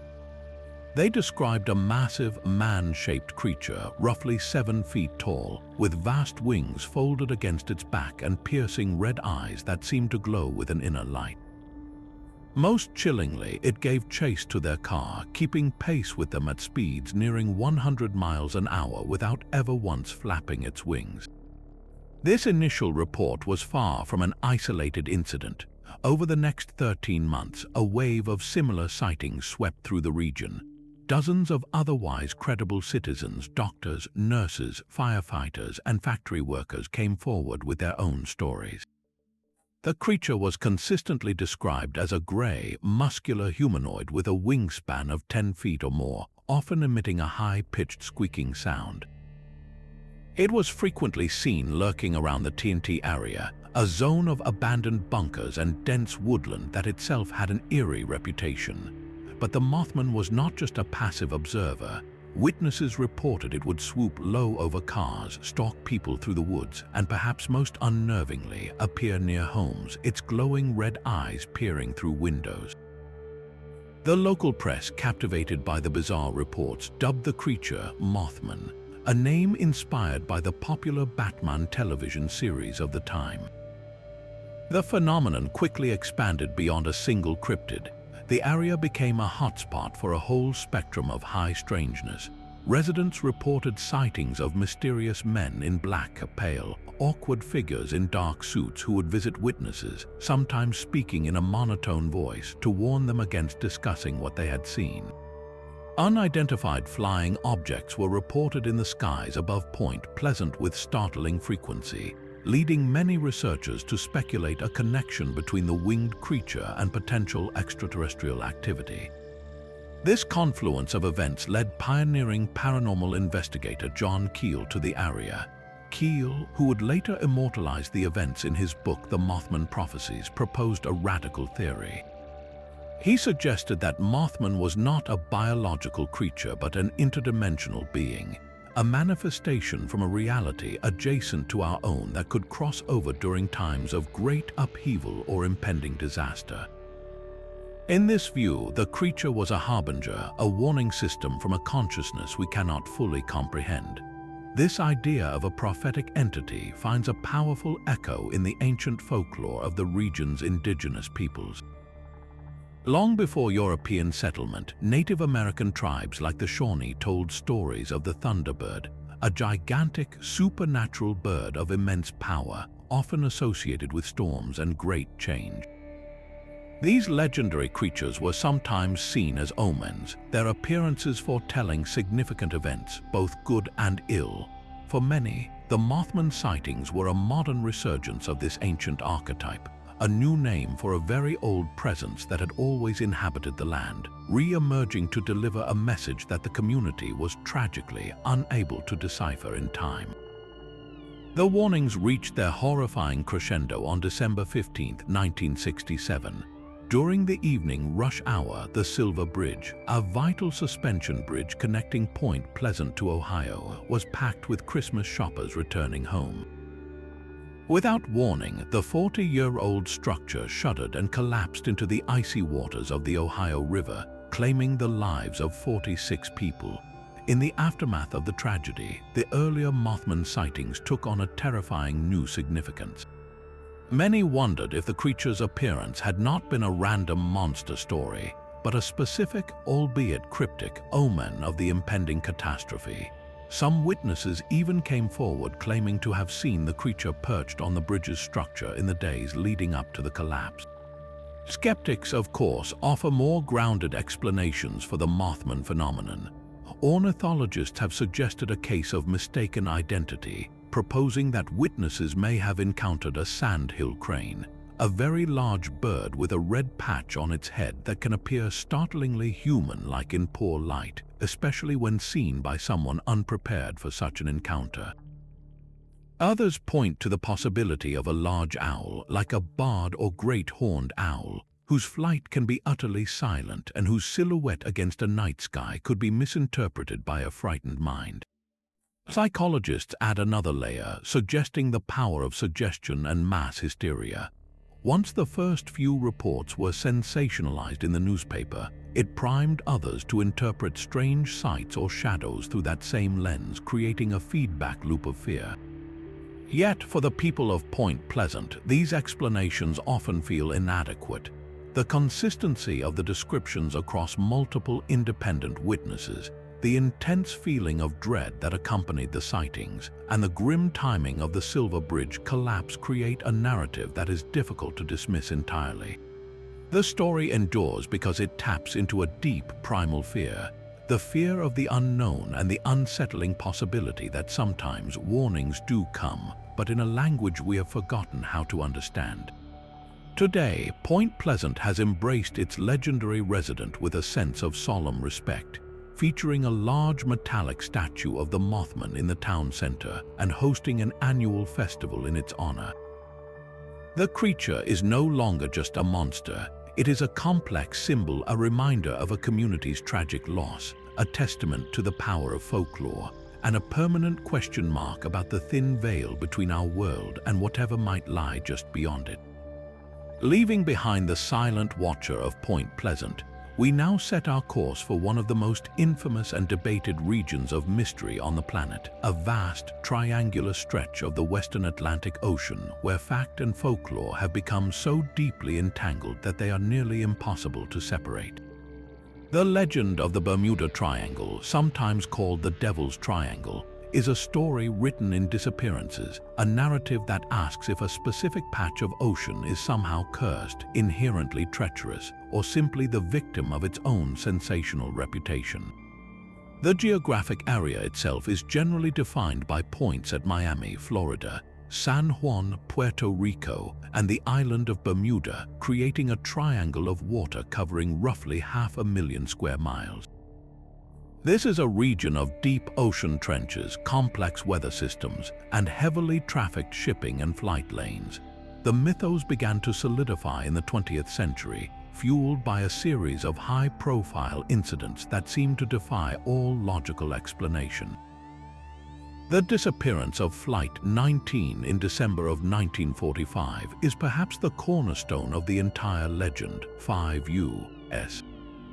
Navy TBM Avenger bombers on a routine training mission from Fort Lauderdale vanished after their experienced flight leader reportedly radioed that his compasses had failed and that they were lost, stating the now iconic phrase, "We are entering white water, nothing seems right." Even more tragically, a PBM Mariner flying boat sent on the search and rescue mission also vanished without a trace, as if the area itself had swallowed them whole. The official Navy report concluded the cause was unknown, a phrase that acts like fuel for the fire of mystery. Other cases added layers to the enigma. The freighter SS Marine Sulphur Queen, carrying molten sulfur, vanished with 39 crew members in 1963. The pleasure yacht Witchcraft found adrift and in perfect condition 1 mile off Miami in 1967 with no sign of its captain and passenger. And perhaps most bizarrely, the story of the Carol A. Deering, a 5-masted commercial schooner found completely abandoned and run aground on the Outer Banks in 1921. Its crew vanished, meals left on the table, and lifeboats missing. These stories, often stripped of their complicating details, became the foundational texts of the Triangle's sinister reputation, suggesting a place where vessels and planes don't just sink or crash, but are plucked from our reality by an unseen, intelligent force. The rise of the Bermuda Triangle as a cultural phenomenon can be largely attributed to the work of authors like Vincent Gaddis and Charles Berlitz in the 1960s and 70s. Their books, which leaned heavily on supernatural speculation, became international bestsellers, weaving these disparate incidents into a single, compelling narrative of a zone of high strangeness. They popularized theories of electronic fog that disorients pilots, sudden rogue waves that can capsize even the largest ships, and perhaps most famously, the idea that the lost city of Atlantis lies buried beneath the area, its mythical power crystal, the very source of its energy, causing mechanical failures and pulling modern technology into the deep. This idea of a technological null zone naturally evolved into theories involving extraterrestrial intervention or gravitational anomalies that create temporary time warps, transporting vessels to another era. Some more theologically inclined theorists have even suggested the area is a site of divine judgment or a place where the veil between worlds is thin, a permanent gateway for angelic or demonic forces to interact with our realm. These supernatural narratives, while scientifically unverifiable, fulfill a profound human need to find pattern and intention behind tragedy, to believe that a disappearance is an event with meaning, however terrifying, rather than a random accident in a vast and indifferent ocean. Yet, when we separate the documented incidents from the mythology, a different picture emerges, one where the laws of physics and nature provide compelling, if less sensational, answers. The U.S. Coast Guard and Lloyd's of London, the world's leading insurer of shipping, have consistently stated that the Bermuda Triangle is no more dangerous than any other similarly trafficked part of the ocean. The area is notorious for its rapidly changing and violent weather. The Gulf Stream, a powerful, warm ocean current that flows northward through the region, can quickly erase any evidence of a disaster, while also creating dangerous sea conditions and unpredictable storms that can form with little warning. One of the most compelling scientific explanations involves methane hydrates. Large deposits of this natural gas are known to exist on the ocean floor in this region. The theory posits that tectonic activity could cause a sudden release of methane gas, bubbling up to the surface and drastically reducing the density of the water. A ship caught in such a large gas plume would lose buoyancy instantly and could sink without warning. Furthermore, if the highly flammable methane gas reached the air, it could theoretically ignite or cause engine failure in aircraft flying through it, explaining some of the pilot reports of strange lights and instrument failure. Human error and the very nature of the sea itself account for the rest. The area is a busy aerial and maritime crossroads, increasing the statistical probability of incidents. The topography of the ocean floor here is extreme, with the Puerto Rico Trench plunging to depths of over 27,000 feet, making the recovery of wreckage nearly impossible and turning any crash into a permanent mystery. Compass variations are also a real navigational challenge in the triangle. It is one of the few places on Earth where true north and magnetic north align, which can cause confusion for navigators who are not prepared for it. Ultimately, the enduring power of the Bermuda Triangle legend is a masterclass in the psychology of mystery. It demonstrates how a combination of tragic, high-profile disasters, amplified by sensationalized storytelling and our innate desire for exciting explanations, can create a powerful modern myth. It is a story that is far more about us than it is about the ocean. It reveals our fear of the unknown depths, our anxiety about technology failing us, and our deep-seated need to believe that there are still dark corners of the map waiting to be explained, even in our age of satellites and global positioning. The Bermuda Triangle remains not a proven zone of supernatural activity, but a permanent monument to the power of a good story, a reminder that the most compelling mysteries are often those we choose to believe in. Shifting from the vast, unsolved mysteries of the ocean, we now focus on a single, fragile piece of linen that has inspired both fervent devotion and intense scientific scrutiny for centuries. The Shroud of Turin is arguably the most famous and controversial religious artifact in the world, a 14-foot-long cloth that bears the faint, haunting image of a man who appears to have suffered the torturous wounds of crucifixion. For many of the faithful, this is the authentic burial shroud of Jesus Christ, a divine photograph of the resurrection itself. For skeptics, it is a brilliant, albeit macabre, medieval forgery. Its story is a fascinating collision of faith, history, and cutting-edge science, a mystery woven into the very fibers of the cloth. The image on the shroud is a subtle, straw-yellow discoloration of the linen threads themselves. It is a negative image, meaning it only achieves its proper, positive depth and photographic quality when reversed, a characteristic unknown to art before the invention of photography. The figure is that of a well-built, bearded man with long hair, showing clear evidence of a brutal ordeal. Scourge marks across the back and legs, puncture wounds on the scalp consistent with a crown of thorns, a severe wound on the side, and signs of crucifixion through the wrists and feet. Perhaps most compelling are the apparent bloodstains, which forensic analysis suggests show a correct separation of serum and clot, a detail a medieval forger would have been unlikely to know. The image itself is superficially contained on the topmost fibrils of the threads. There is no pigment, no dye, and no obvious artistic medium. How such a precise, anatomically correct, and three-dimensional image could have been formed on the cloth is the central enigma. The shroud's known history in Europe begins in the 1350s, when it surfaced in the possession of a French knight, Geoffroy de Charny. Almost immediately, its authenticity was questioned. A contemporary bishop reported that the artist who had created it had confessed, though this document itself is the subject of debate among historians. For centuries, it was a prized relic of the House of Savoy, surviving a devastating chapel fire in 1997 that melted the silver casket in which it was stored, leaving a matching set of scorch marks and water stains that ironically mirror the wounds on the image itself. It now resides in the Cathedral of St. John the Baptist in Turin, Italy, rarely displayed to the public. The modern scientific investigation of the shroud began in earnest in 1978 with the Shroud of Turin Research Project, or STURP.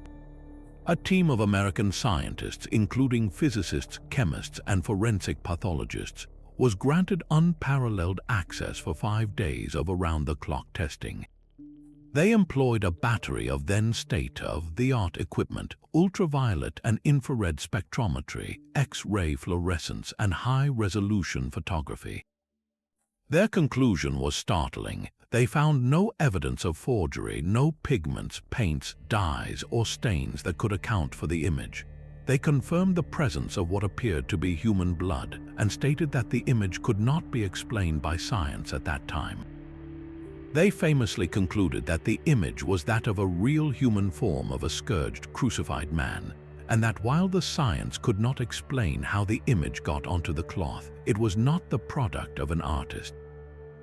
The case seemed to be swinging toward authenticity until the bombshell results of radiocarbon dating were announced in 1988. With permission from the Vatican, small samples from a corner of the shroud were divided and sent to 3 independent labs at the University of Oxford, the University of Arizona, and the Swiss Federal Institute of Technology.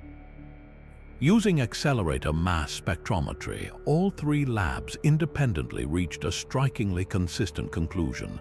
The flax used to weave the linen had been harvested sometime between 1260 and 1390. This placed the shroud's origin firmly in the Middle Ages, a period known for the prolific creation and trade of religious relics. For the scientific community, the case was largely closed. The shroud was a medieval artifact. Yet the story did not end there. Proponents of the shroud's authenticity immediately raised serious objections to the carbon dating process.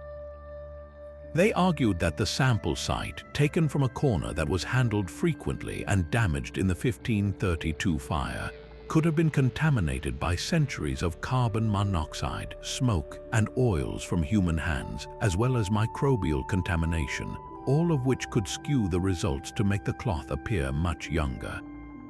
Some researchers have since proposed that a medieval repair, an invisible reweaving of the sample area, could have corrupted the test. Efforts to retest the shroud using more modern techniques that require smaller samples and can account for contamination have so far been declined by the Vatican, leaving the carbon dating results as the primary scientific argument against its antiquity. Beyond the carbon dating debate, other researchers have delved into the historical and botanical evidence. Some claim to have identified pollen grains on the shroud that are native to the area around Jerusalem, suggesting a Middle Eastern origin. Others point to numismatics, noting that the peculiar arrangement of the hair and the structure of the face on the shroud appear on certain Byzantine coins dating from centuries before the disputed medieval date. The image itself, a perfect negative with encoded three-dimensional information, remains technologically inexplicable by any known medieval artistic methods. How could a forger 700 years ago have created an image that only makes perfect sense when viewed as a photographic negative, a technology not invented for another 5 centuries? The debate over the Shroud of Turin ultimately transcends a simple binary of real versus fake.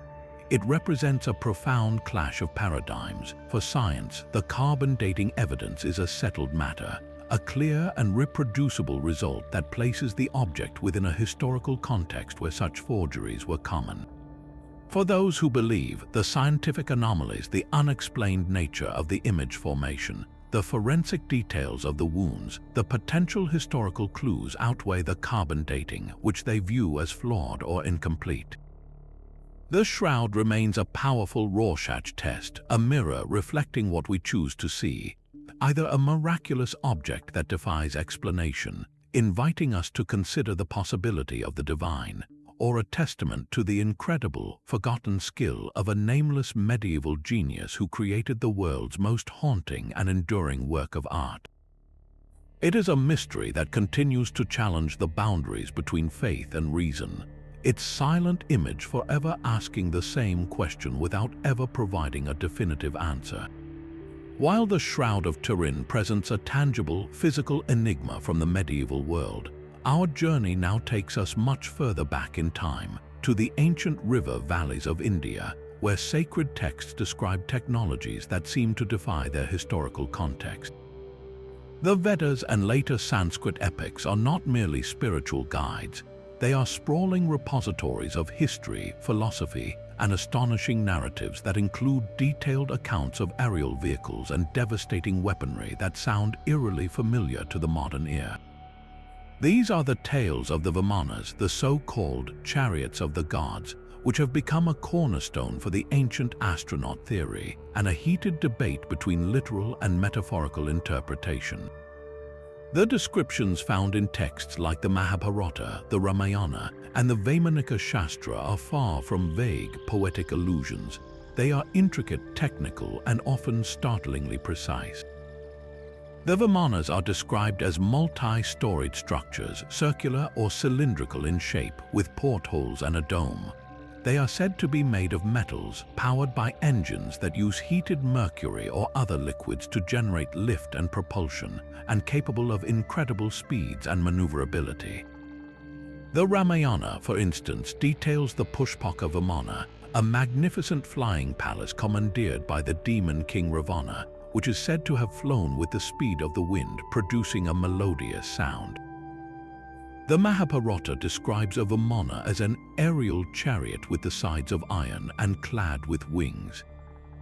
The Vaimanika Shastra, a much later early 20th century text that claims to be based on ancient sources, goes into even greater detail, providing diagrams and descriptions of various types of Vimanas for different purposes, along with their propulsion systems, and even warnings about the dangers of bird strikes.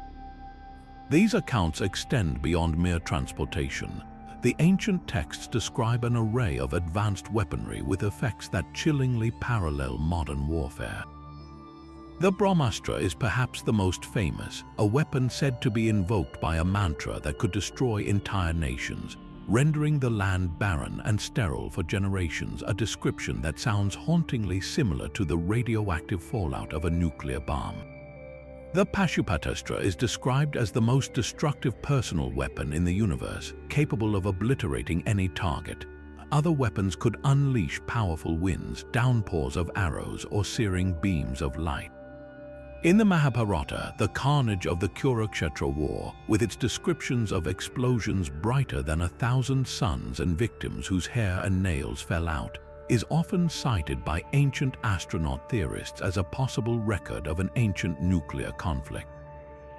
This leads us directly to the core of the controversy. How do we interpret these passages? One compelling perspective, popularized by authors like Erich von Däniken in his book Chariots of the Gods, is the ancient astronaut theory.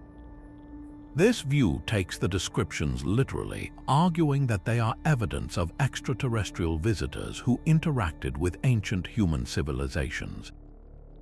In this framework, the Vimanas are not mythological constructs but actual technological vehicles, spaceships or advanced aircraft, and the powerful weapons are accurately described advanced technology that would have seemed like magic to primitive observers. The gods and demons described in the texts are reinterpreted as these advanced extraterrestrial beings, their wars and interactions with humans forming the basis of our myths and religious stories. Proponents point to the sheer specificity of the descriptions as evidence that the ancient writers were documenting what they saw, not what they imagined. The opposing viewpoint, held by most scholars and practitioners of Hinduism, is that these descriptions are profound metaphors and allegories for spiritual concepts. From this perspective, the Vimanas are not physical machines but symbolic vehicles for consciousness. A Vimana represents the human body or the mind, the vessel that carries the soul on its journey through samsara, the cycle of rebirth. The intricate descriptions of their construction are seen as allegorical instructions for spiritual development, for building a stable and disciplined mind capable of attaining higher states of awareness.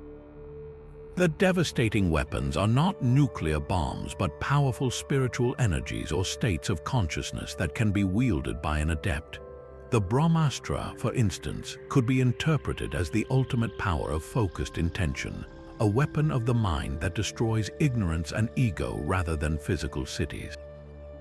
This interpretation views the texts not as historical records of technology, but as sophisticated psychological and philosophical manuals encoded in a narrative form. A third, more moderate view attempts to bridge these two extremes. It suggests that the ancient texts may contain a kernel of historical truth, a memory of advanced but entirely human technological achievements from a lost civilization that was subsequently destroyed and forgotten. After a cataclysm, the knowledge of this technology degenerated into myth and legend, its true meaning lost and only the astonishing descriptions remaining. This view allows for the possibility that ancient cultures might have possessed knowledge or capabilities that we do not yet fully understand, without necessarily invoking extraterrestrial intervention. The debate over the Vimanas is ultimately a debate about how we read ancient texts. Do we approach them as modern, literal-minded historians searching for factual accounts? Or do we approach them as their original audiences might have, understanding that myth, symbolism, and spiritual truth were often conveyed through grand narratives that transcended mere physical description? The Vimana narratives challenge our assumptions about the past and the linear progression of technology. They force us to consider whether our ancestors were primitive people with wild imaginations, or whether they might have been witnesses to, or even participants in, events and technologies that we are only now beginning to rediscover. Whether seen as spaceships, spiritual symbols, or echoes of a lost golden age, these ancient Sanskrit accounts remain one of the most captivating and enduring mysteries, inviting us to look at the past with a sense of wonder and a willingness to question everything we think we know. Leaving behind the ancient Sanskrit texts and their descriptions of celestial technology, we journey now to a very different kind of mystery, one not of weapons and flying machines, but of healing, faith, and the gentle persistence of a spring in a small grotto in the French Pyrenees. Our story moves from the epic scale of interstellar theories to the profoundly personal, to a place where the search for the miraculous is not about grand cosmic battles, but about the intimate, desperate hope for a cure. In 1858, the Industrial Revolution was reshaping Europe, but in the rural town of Lourdes, life was defined by poverty. It was here, in a damp, abandoned prison cell where her family was forced to live, that a 14-year-old girl named Bernadette Soubirous would set in motion one of the most documented and scrutinized supernatural phenomena in the modern world. The events began on a cold February day when Bernadette, her sister, and a friend were gathering firewood near a massive rock outcrop called Massabielle alongside the Gave de Pau River. As the other girls crossed a cold stream, Bernadette stayed behind, hesitant to get her feet wet. It was then that she heard a sound like a great gust of wind and witnessed a sudden, profound stillness in the grotto. There, in a natural niche in the rock, she saw the apparition of a young woman, surrounded by a golden light and dressed in a white robe with a blue sash. The lady, who would appear to Bernadette 17 more times over the next 5 months, communicated messages of prayer and penance. During one apparition, the lady instructed Bernadette to drink from a spring and wash in it. Obediently, the girl began to scratch at the muddy ground until a small trickle of water emerged. This trickle would, within days, become a steady flow, and within weeks a full-blown spring, the very source of Lourdes' enduring legacy. The first alleged miracle was almost immediate. A local miller, whose hand had been severely injured in an accident, plunged his arm into the muddy water and claimed it was instantly and completely healed. News of this, combined with the growing crowds following Bernadette, quickly attracted the attention of the local authorities, who were deeply skeptical and attempted to shut down access to the grotto. But they could not stop the flow of pilgrims or the reports of healings. The Catholic Church, wary of superstition, launched its own meticulous investigation. It was only after a rigorous 4-year process that the local bishop officially declared the apparitions worthy of belief, stating that the Virgin Mary had indeed appeared to Bernadette Soubirous. The humble spring was recognized as a conduit of divine grace, and Lourdes was transformed from an obscure town into a global destination for those seeking healing. What truly sets Lourdes apart from other sites of claimed miracles is its unparalleled commitment to medical scrutiny. In 1884, the Church established the Lourdes Medical Bureau, an unprecedented institution staffed by volunteer doctors of all faiths and none.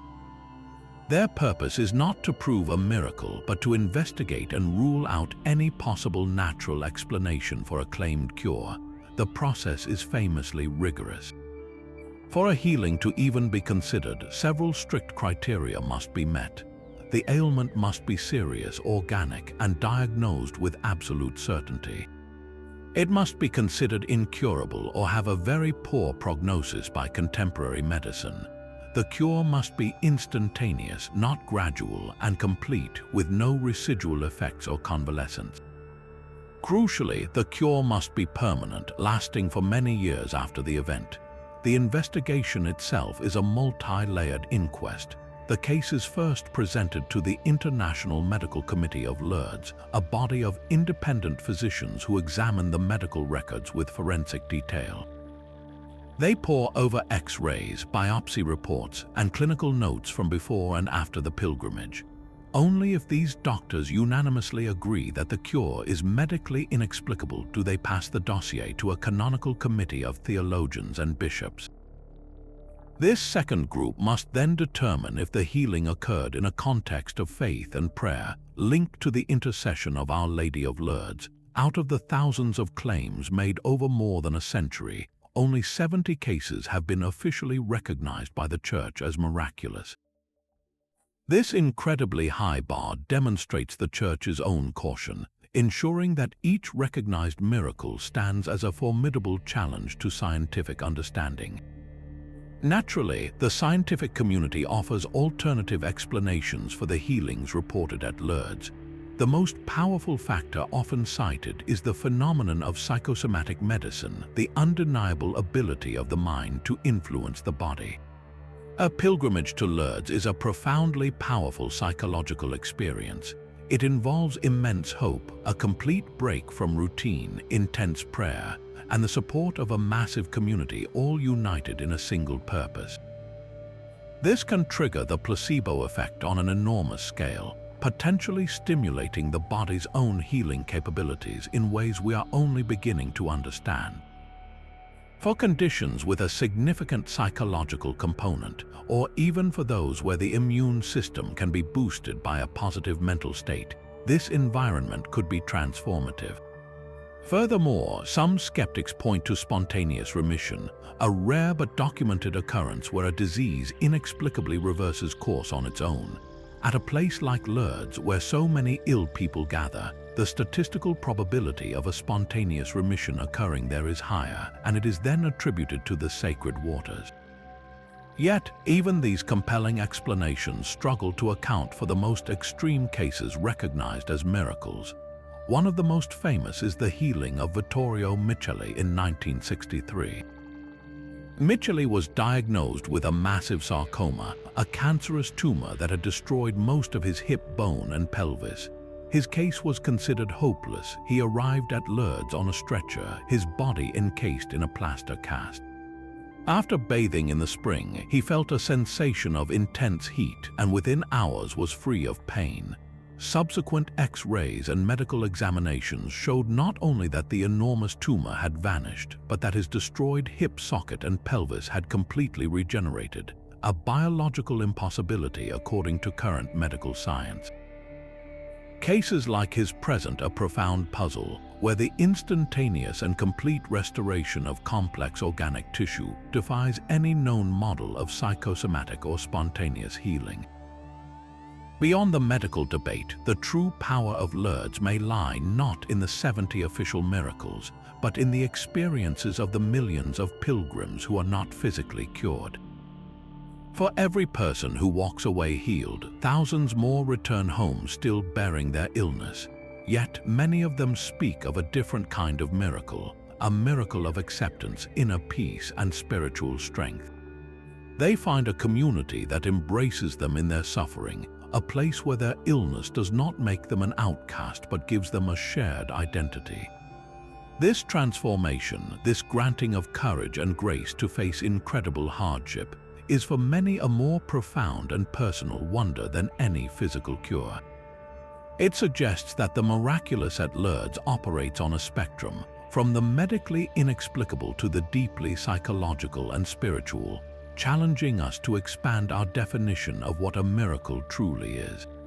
The spring at Lourdes continues to flow, a silent, enduring testament to a teenage girl's vision and the complex, unquenchable human yearning for a touch of the divine, whether it manifests in mended bone or a mended spirit. Soaring from the intimate miracles of Lourdes, we now ascend to a scale so vast it can only be comprehended from the heavens themselves, to one of archaeology's most breathtaking and perplexing puzzles. Etched into the stark, stony canvas of the Peruvian desert, the Nazca lines are a gallery of giants, a collection of enormous geoglyphs that have captivated and confounded the world since they were first properly observed from aircraft in the 1920s. Created by the Nazca culture between 500 BCE and 500 CE, these are not mere scratches on the Earth's surface. They are monumental works of art and engineering, formed by the meticulous removal of the dark, sun-baked top layer of pebbles to reveal the contrasting light-colored sand beneath. This technique, combined with the region's hyper-arid climate and unique windless conditions, has preserved these fragile designs for over 2,000 years. The sheer diversity of the glyphs is staggering. They fall into two main categories: the breathtaking representational figures and the precise geometric shapes. The figurative drawings include a hummingbird stretching over 300 feet, a spider nearly 150 feet long, a monkey with an intricately coiled tail, a killer whale, and even what appears to be a humanoid figure nicknamed the astronaut. These biomorphic designs are executed with a single, continuous line, a flawless artistic confidence that never doubles back or corrects itself. Then there are the geometrics, immense trapezoids, razor-straight lines that run for miles across the desert floor, perfect triangles and spirals, some of which seem to converge on specific points on the distant horizon. The central, inescapable mystery is how and why a people who could never have seen their own work from above created with such impossible precision. The how speaks to the remarkable ingenuity of the Nazca people. Archaeologists believe they used simple surveying techniques, scaling up small-scale models using a grid system of stakes and ropes. By aligning these stakes, they could create perfectly straight lines over immense distances. For the curves of the animal figures, they likely used a series of straight-line chords to approximate the shape, a technique that would appear flawless when viewed from a great height. This was not supernatural technology, but a stunning application of basic mathematical principles and painstaking communal effort. The far more tantalizing question is why? Why dedicate such immense effort to creating art that you can never properly admire? One of the oldest and most enduring theories, championed by historian Paul Kosok and later the German mathematician Maria Reich, is that the lines formed a massive astronomical calendar. Kosok famously called the desert the world's largest astronomy book, suggesting the lines pointed to key celestial bodies on the horizon, marking solstices, equinoxes, and cycles important to an agricultural society. Reich devoted her life to protecting and studying the lines, and while she identified several alignments with solar events, the theory has since lost favor. The sheer number of lines means many will align with something in the sky by pure chance, and critics argue that a more precise calendar could have been created with far less effort using simpler methods. A more widely accepted theory today is that the lines served a vital religious and ritualistic purpose. In the harsh desert environment, water was the ultimate deity. Many of the trapezoids and lines point directly toward puquios, which are ancient underground aquifers, suggesting a direct link to water sources. Anthropologists propose that the Nazca people walked these lines in ceremonial processions, a form of ritual pilgrimage to pray for life-giving water and fertility. The act of creating and walking the geoglyphs was itself the point, a way to commune with the gods themselves being the only intended audience privileged with the aerial view. The biomorphic figures, many of which represent animals associated with water in Andean cosmology, further support this idea of the lines being a vast sacred landscape, a prayer written on the earth itself. Of course, no discussion of the Nazca lines is complete without addressing the most famous and sensational theory, catapulted into popular culture by author Erich von Däniken in the 1960s. In his book Chariots of the Gods, he proposed that the lines were landing strips or navigational markers for ancient extraterrestrial visitors. The long, straight runways and the giant figures visible only from the air were, in his view, clear evidence that advanced beings from other worlds had visited Earth and were worshipped as gods by primitive cultures. While this idea captured the public imagination, it is almost universally dismissed by archaeologists. The theory is not only unprovable, but it commits a great injustice, effectively robbing the Nazca people of their own intellectual and artistic achievement. It presupposes that ancient humans were incapable of such feats without otherworldly intervention, a perspective that ignores the profound evidence of their sophisticated cultural development. Beyond the extraterrestrial and the ritualistic, other compelling theories have emerged. Some researchers suggest the lines chart a vast network of underground water sources, a practical map etched into the desert for survival. Another fascinating idea posits that the lines were part of a walking ritual related to the search for hallucinogenic plants, with the pathways inducing an altered state of consciousness for spiritual journeys. More recently, a study has suggested that the purpose of the lines may have been to guide pilgrims to a major ceremonial center, the ancient pyramid complex of Kahuachi, with the different glyphs representing different family or clan symbols on a massive communal pilgrimage route. The true meaning of the Nazca lines likely lies in a combination of these factors. They were probably not created for a single purpose, but served multiple roles for the culture that made them: an astronomical calendar, a sacred pathway for water rituals, a map of precious resources, and a profound expression of religious belief. Their power endures because they represent a perfect confluence of art, science, and spirituality. They are a testament to human ambition and a desire to communicate with forces greater than ourselves, a message not for visitors from other stars, but for the gods in the sky, written on such a grand scale that only they could read it. They remain a breathtaking mystery, not because we cannot understand how they were made, but because we are still striving to fully understand the magnificent, complex minds that envisioned them. But from the silent, mysterious lines of the Peruvian desert, we are transported to a landscape of thunderous cataclysm and profound theological upheaval, to one of the most foundational and dramatic supernatural narratives ever recorded. The story of the 10 plagues of Egypt, as detailed in the Book of Exodus, is far more than a simple account of divine vengeance. It is a complex theological treatise on power, identity, and liberation, a detailed account of how a series of supernatural disasters systematically dismantled the world's most powerful empire to secure the freedom of an enslaved people. For millennia, this story has been interpreted as the ultimate demonstration of Yahweh's supremacy over the gods of Egypt, with each plague targeting a specific deity in the Egyptian pantheon, revealing their powerlessness before the God of the Hebrews. The sequence of the plagues unfolds with a terrifying and escalating logic. It begins with the Nile River turning to blood, a direct assault on Hapi, the god of the annual inundation that was the lifeblood of Egypt. This was followed by an invasion of frogs associated with Hecate, the goddess of fertility and birth, whose sacred animals now became a putrid, decaying nuisance.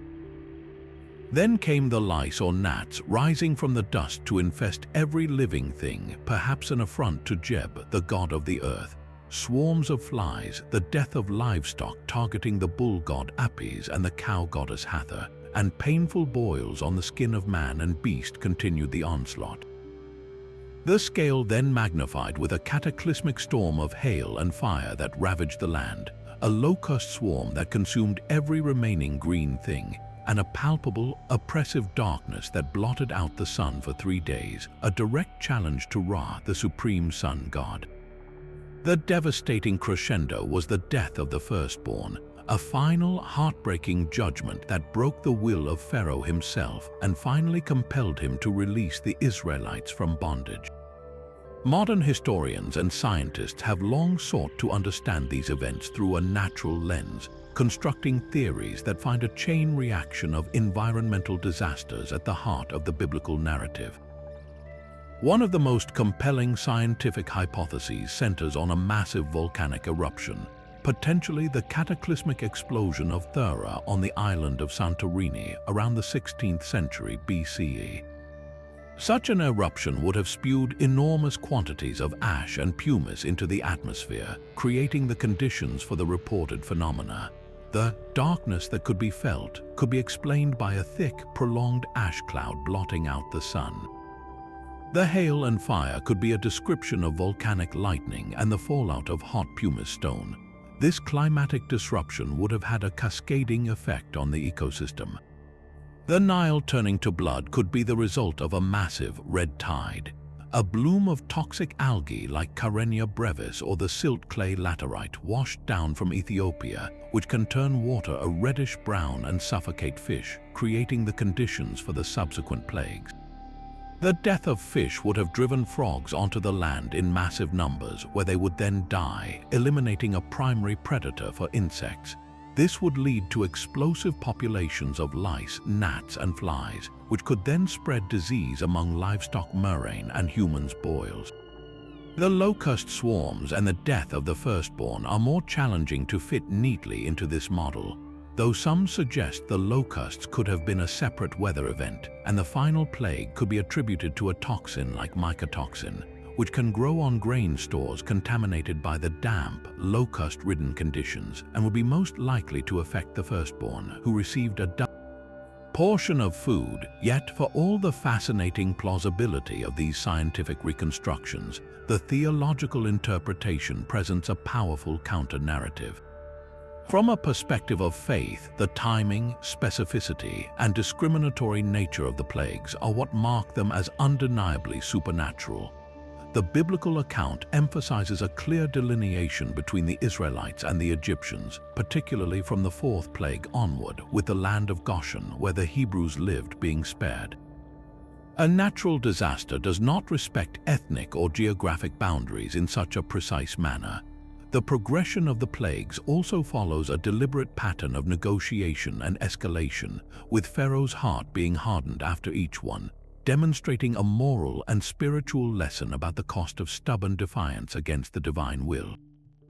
The final plague, the death of the firstborn, is seen not as a random tragedy but as a pointed judgment against a society that had, by Pharaoh's decree, sanctioned the drowning of Hebrew firstborn sons in the Nile. In this view, the plagues are a form of poetic justice, a measured and purposeful unveiling of divine power intended not just to punish, but to reveal a fundamental truth about the nature of the one true God to both the Egyptians and the Israelites.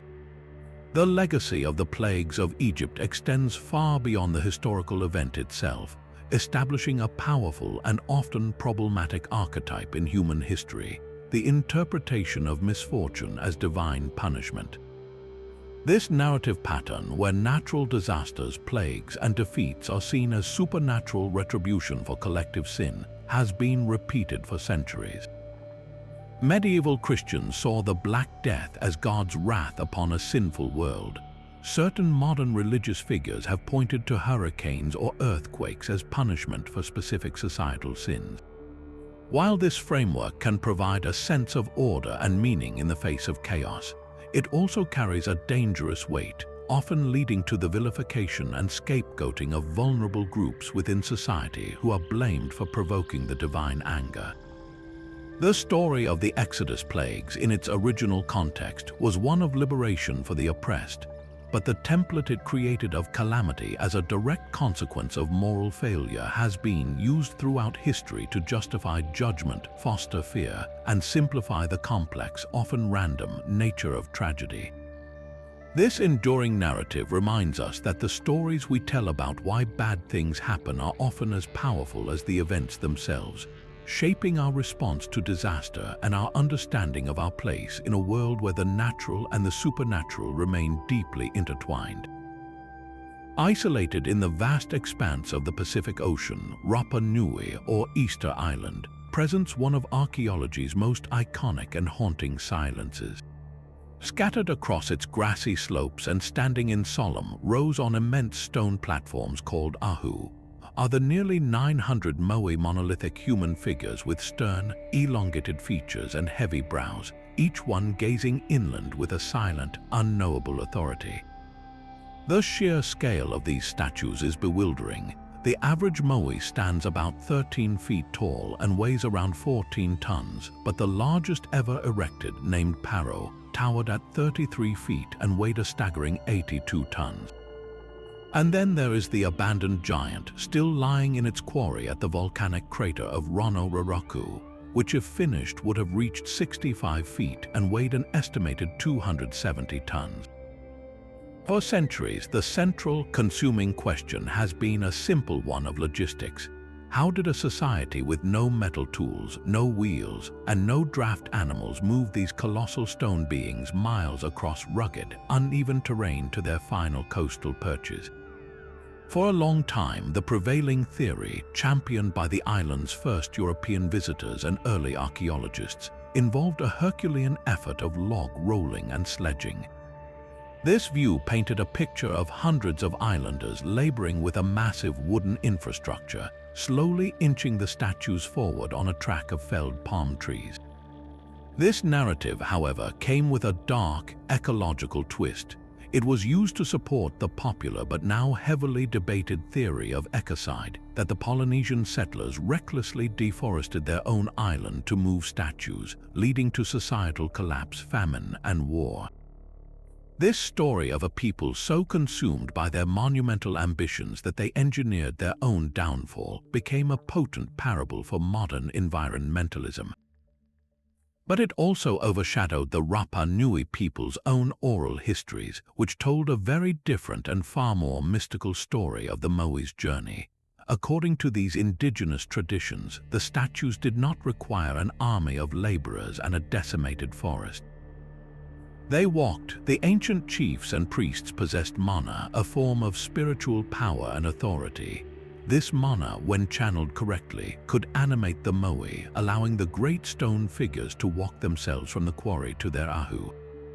The statue was not an inanimate object to be dragged, but a vessel containing the spirit of a deified ancestor.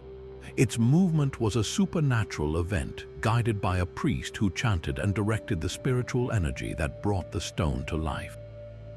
To the Western scientific mind, this was easily dismissed as a charming myth, a symbolic explanation for a process the descendants no longer remembered. But what if the legend was not a myth about how it was done, but a precise description of the method itself, encoded in a spiritual vocabulary?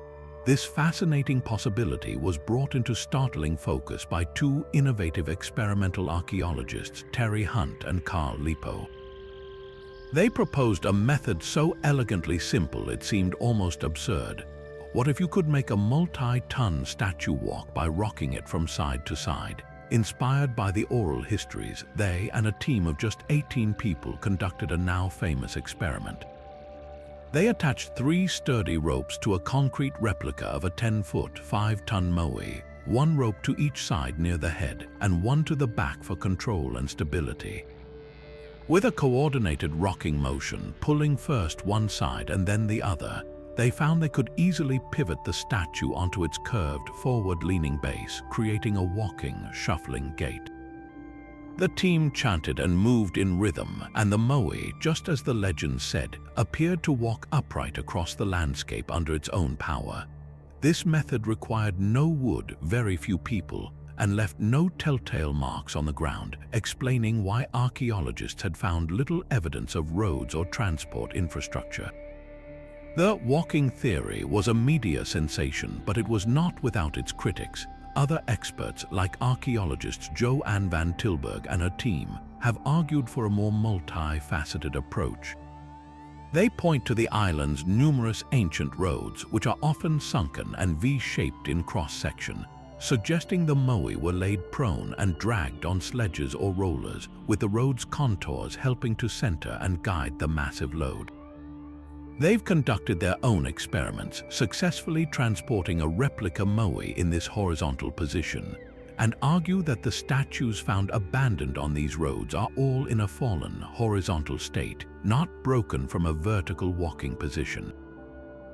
The debate highlights a crucial point. There was likely no single monolithic technique. The Rapa Nui people were brilliant engineers who probably used a variety of methods, perhaps walking the smaller statues and dragging the largest ones, adapting their approach to the terrain, the size of the Moai, and the resources available. The true magic of the Moai transportation mystery lies in this beautiful convergence of science and story. The recent experiments don't necessarily disprove the oral histories. They may finally be providing the mechanical translation. The rhythmic chanting described by the priests to focus the mana is precisely what was needed to coordinate the teams rocking the statue. The spiritual power that made the ancestors' spirit walk is the same human ingenuity, coordination, and applied physics that allowed a small group of people to maneuver a multi-ton block of stone. The legend was true all along. The Moai did walk. We simply failed to understand the sophisticated, real-world engineering that the Rapa Nui people had cloaked in the language of the sacred.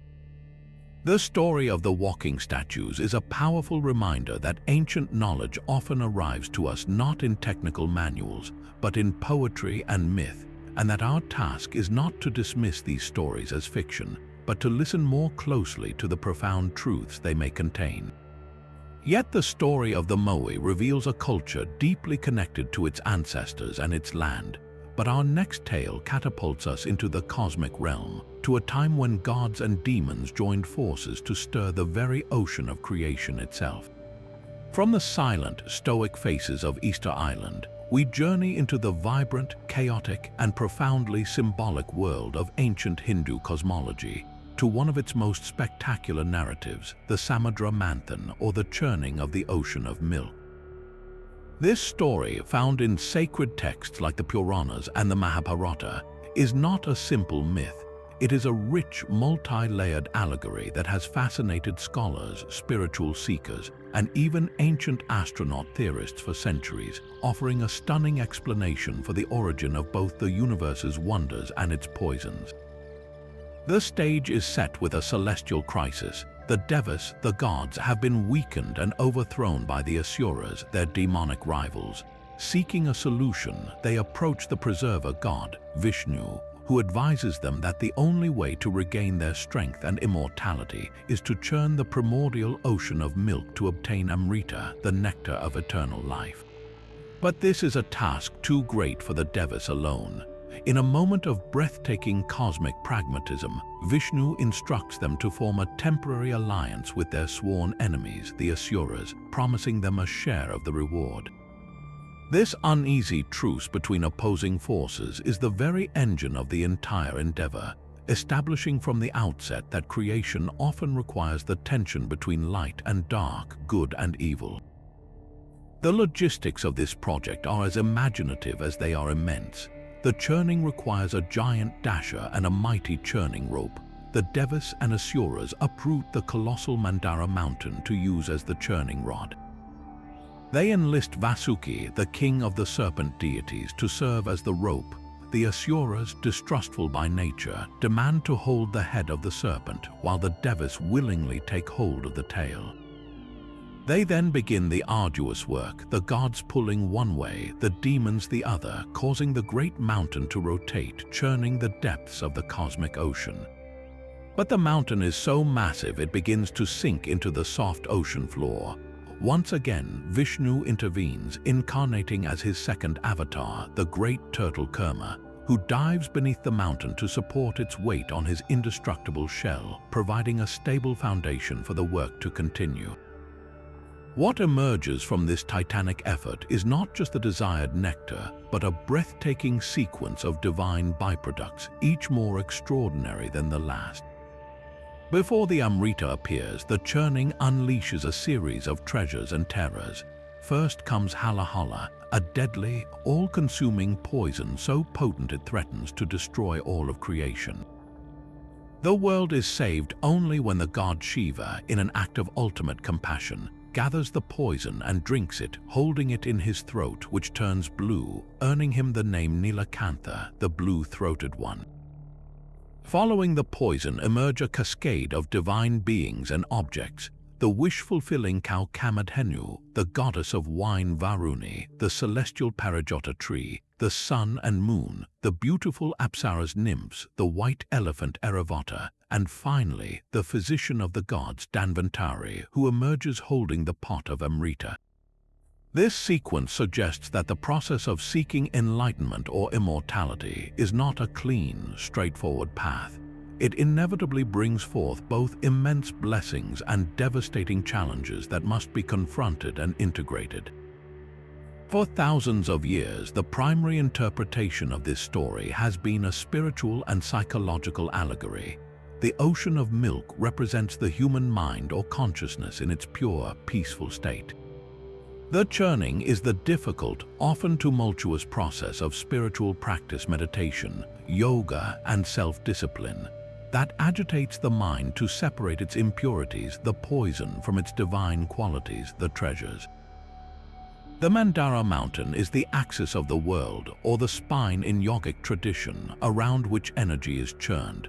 Vasuki, the serpent, represents Kundalini energy, the coiled spiritual force at the base of the spine that is awakened through this practice and rises upward, releasing various psychic powers, the siddhis, represented by the treasures along the way.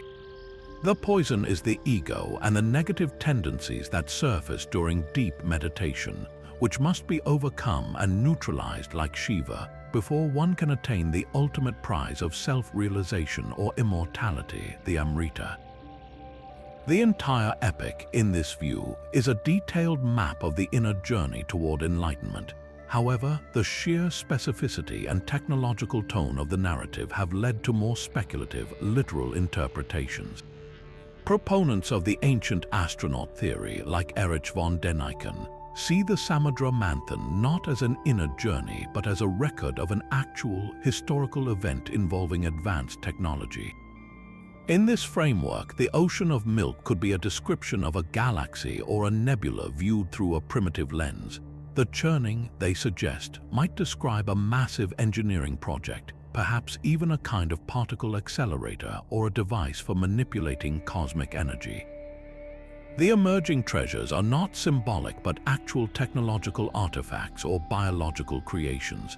Kamadhenu could be a cloning device, the Apsaras could be genetically engineered beings, and the Amrita could be a powerful life-extending elixir or advanced medicine.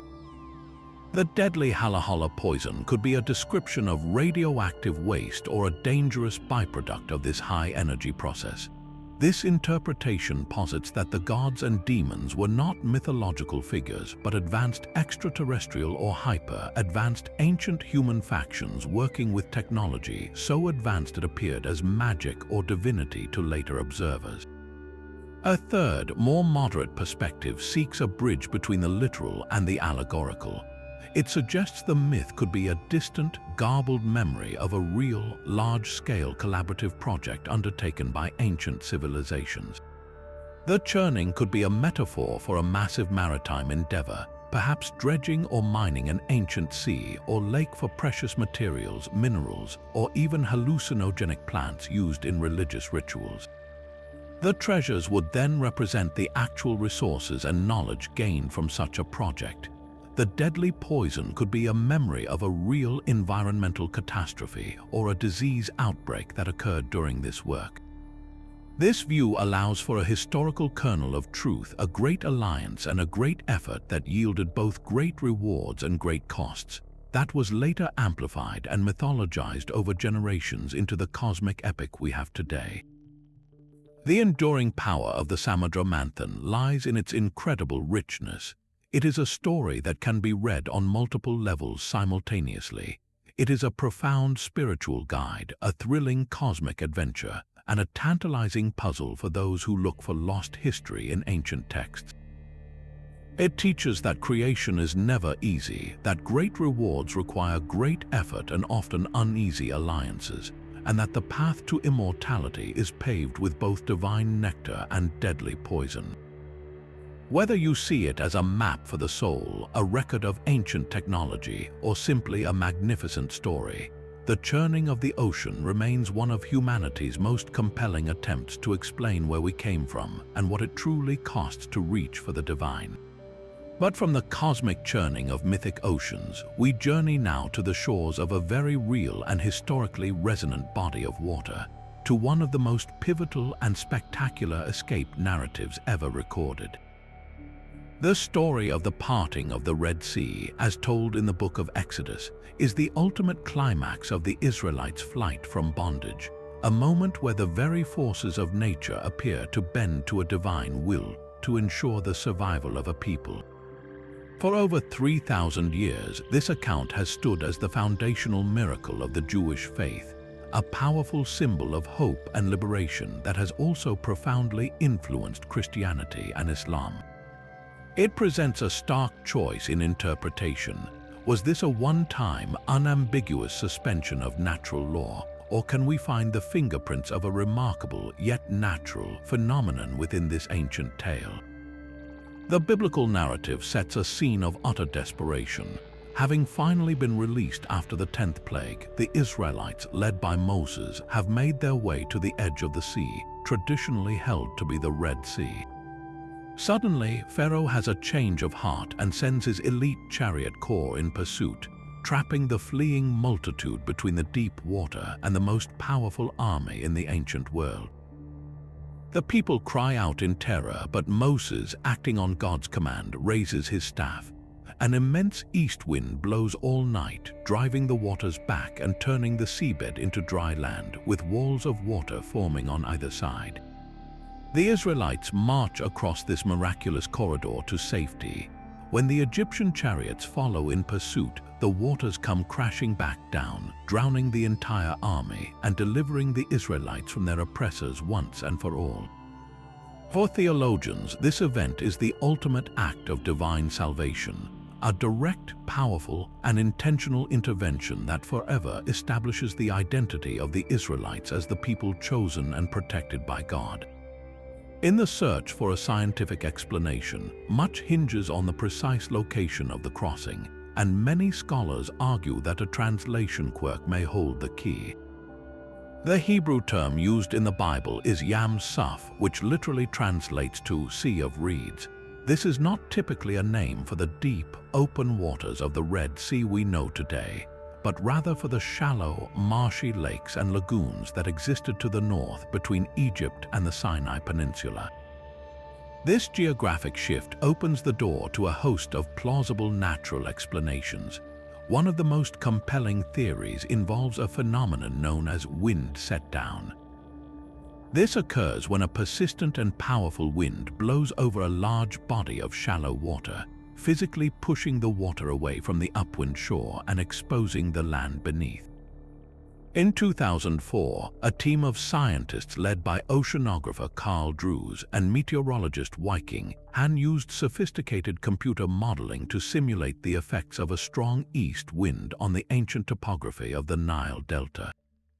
Their models showed that a sustained wind of around 60 miles per hour, blowing for roughly 12 hours, could have pushed the waters of a proposed ancient lagoon, Lake Tanis, back by several miles, creating a land bridge that would remain exposed for about 4 hours before the water rushed back in once the wind eased. This event would be rare and spectacular, but entirely within the realm of natural physics.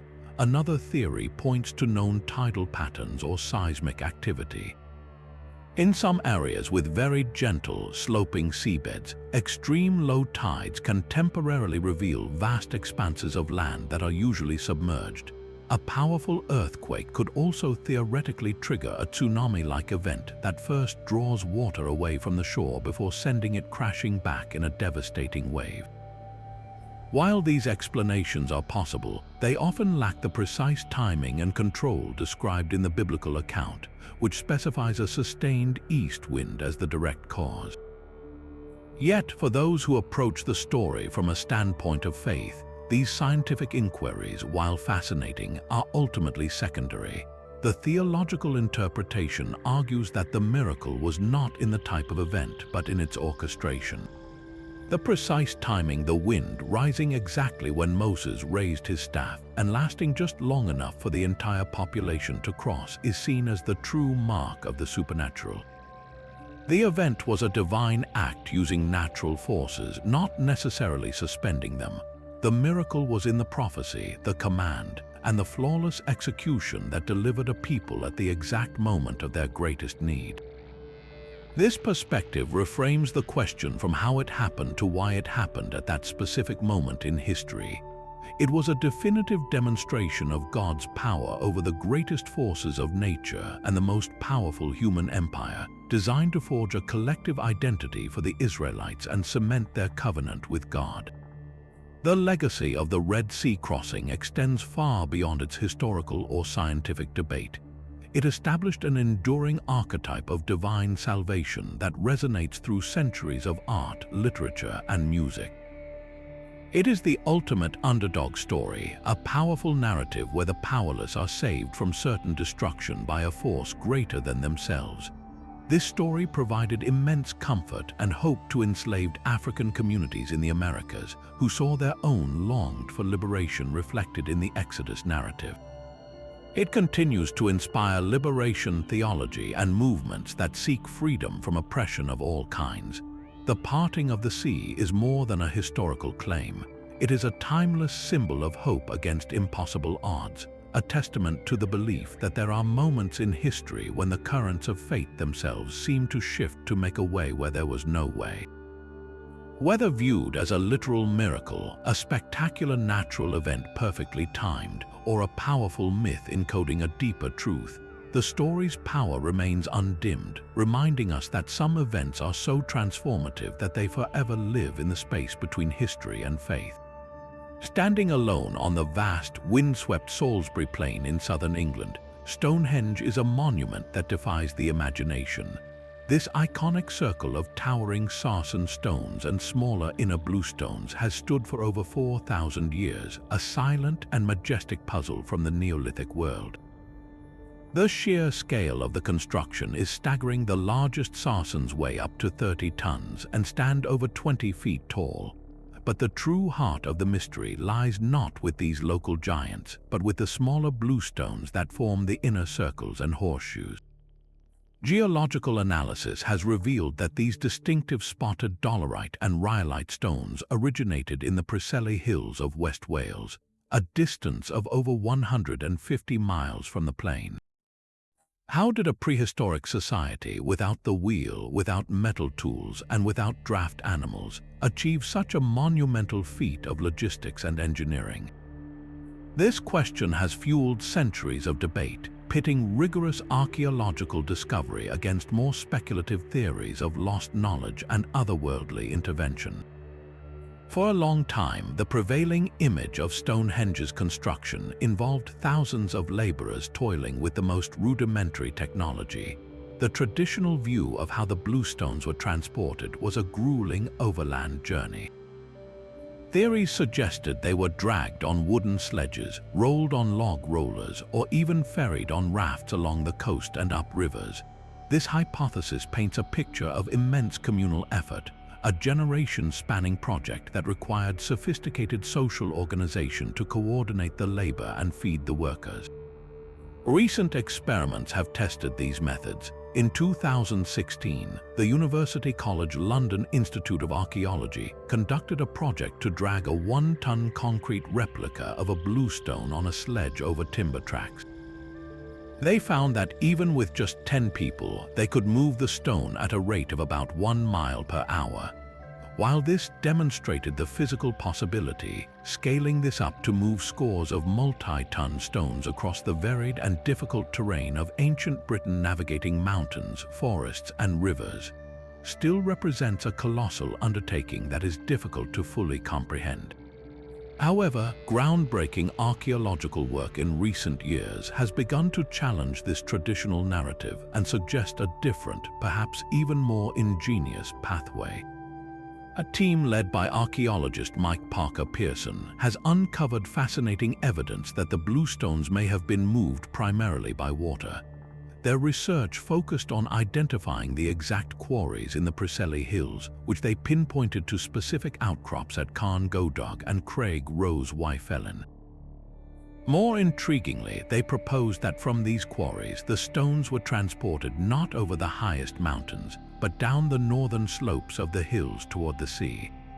This route would have allowed the Neolithic builders to load the massive stones onto large, seaworthy boats or rafts and sail them along the Welsh coast, up the Bristol Channel, and then inland via rivers like the Avon, getting them to within a relatively short distance of the Stonehenge site. This theory significantly reduces the amount of arduous overland dragging required and leverages the sophisticated maritime capabilities that prehistoric people in the region are now known to have possessed. Yet, even with these compelling and rational explanations, the awe-inspiring nature of Stonehenge has always invited more extraordinary theories. For those who find the archaeological accounts insufficient, the monument becomes a canvas for grander speculations. The most famous alternative theory is, of course, the work of Gerald Hawkins, who in the 1960s proposed that Stonehenge was a sophisticated astronomical calculator, a Neolithic computer capable of predicting eclipses and aligning with key solar and lunar events. While his specific computer analogy has been debated, the astronomical alignments are widely accepted, adding a layer of intellectual mystery to the physical one. This association with advanced knowledge then feeds into other ideas. Perhaps some suggest Stonehenge was built by a long-lost civilization possessing technology and wisdom that has since vanished from history, leaving only this cryptic stone circle as a clue. This line of thinking inevitably opens the door to the most famous speculative theory of all, popularized by Erich von Däniken in the 1970s, the idea of ancient astronauts. Proponents of this view argue that the transportation and precise placement of the stones was beyond human capability at the time and must have involved assistance from extraterrestrial visitors with advanced technology. They point to the mathematical precision of the alignments and the sheer weight of the stones as evidence. While this theory is almost universally dismissed by archaeologists, its enduring popularity speaks to the powerful sense of wonder and mystery that Stonehenge evokes. It is a testament to the fact that for many, a purely terrestrial explanation feels inadequate for a structure that feels so profoundly alien and awe-inspiring on the landscape. Perhaps the most fascinating and enduring aspect of the Stonehenge mystery is not the how but the why. The incredible effort required to move the blue stones such a vast distance suggests they held a significance that went far beyond their utility as mere building material. This has led many researchers to believe the stones were considered intrinsically sacred. The Preseli Hills are known to be the source of many other stone axes and artifacts found across Britain, indicating the area was already a renowned and perhaps spiritually charged location long before Stonehenge was built. It is possible the stones were believed to contain the spirits of ancestors or unique healing properties, making the arduous journey from Wales a form of pilgrimage, a physical act of bringing a piece of a powerful, sacred landscape to the heart of a new ceremonial complex. The recent discovery of the Mons site in the Preseli Hills, which appears to be a dismantled stone circle of the same diameter as Stonehenge's original layout, adds another layer to this idea. It suggests the builders may have literally brought their circle and their community's ancestral identity with them from Wales to Salisbury Plain, stone by sacred stone. But the story of the Moai reveals a culture deeply connected to its ancestors and its land. But our next tale catapults us into the cosmic realm, to a time when gods and demons joined forces to stir the very ocean of creation itself. From the silent, stoic faces of Easter Island, we journey into the vibrant, chaotic, and profoundly symbolic world of ancient Hindu cosmology, to one of its most spectacular narratives, the Samudra Manthan, or the churning of the ocean of milk. This story, found in sacred texts like the Puranas and the Mahabharata, is not a simple myth. It is a rich, multi-layered allegory that has fascinated scholars, spiritual seekers, and even ancient astronaut theorists for centuries, offering a stunning explanation for the origin of both the universe's wonders and its poisons. The stage is set with a celestial crisis. The Devas, the gods, have been weakened and overthrown by the Asuras, their demonic rivals. Seeking a solution, they approach the preserver god, Vishnu, who advises them that the only way to regain their strength and immortality is to churn the primordial ocean of milk to obtain Amrita, the nectar of eternal life. But this is a task too great for the Devas alone.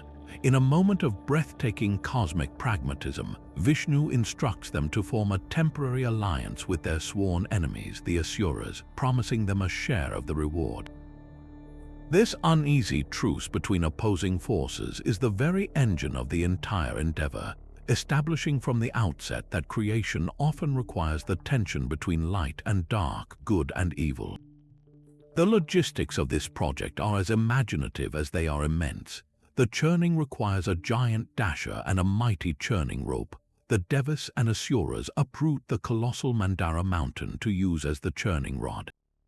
They enlist Vasuki, the king of the serpent deities, to serve as the rope.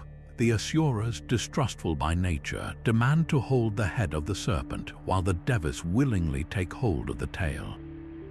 They then begin the arduous work, the gods pulling one way, the demons the other, causing the great mountain to rotate, churning the depths of the cosmic ocean.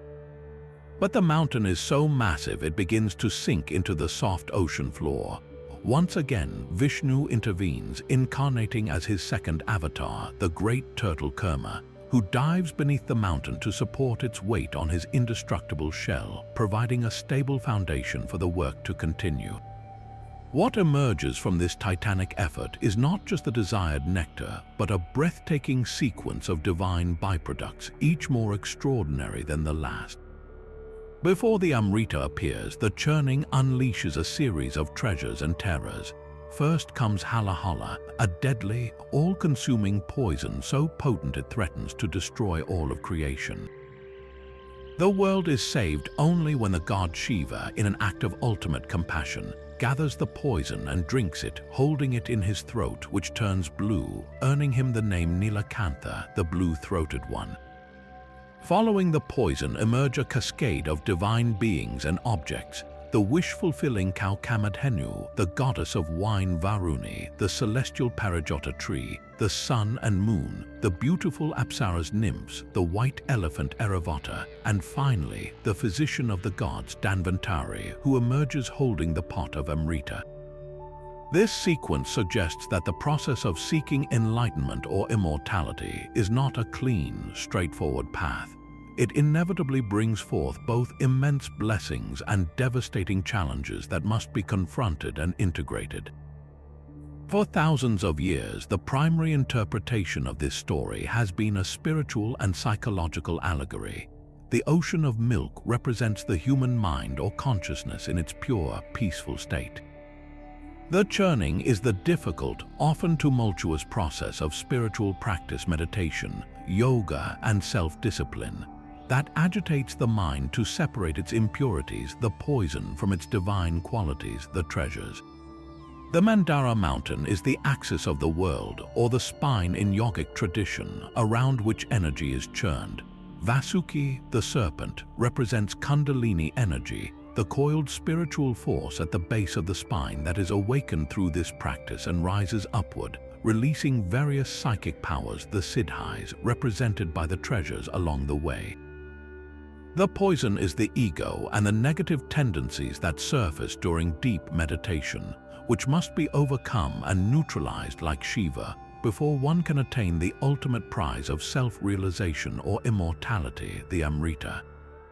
The entire epic, in this view, is a detailed map of the inner journey toward enlightenment. However, the sheer specificity and technological tone of the narrative have led to more speculative, literal interpretations. Proponents of the ancient astronaut theory, like Erich von Däniken, see the Samudra Manthan not as an inner journey, but as a record of an actual, historical event involving advanced technology. In this framework, the ocean of milk could be a description of a galaxy or a nebula viewed through a primitive lens. The churning, they suggest, might describe a massive engineering project, perhaps even a kind of particle accelerator or a device for manipulating cosmic energy. The emerging treasures are not symbolic but actual technological artifacts or biological creations. Kamadhenu could be a cloning device, the Apsaras could be genetically engineered beings, and the Amrita could be a powerful life-extending elixir or advanced medicine.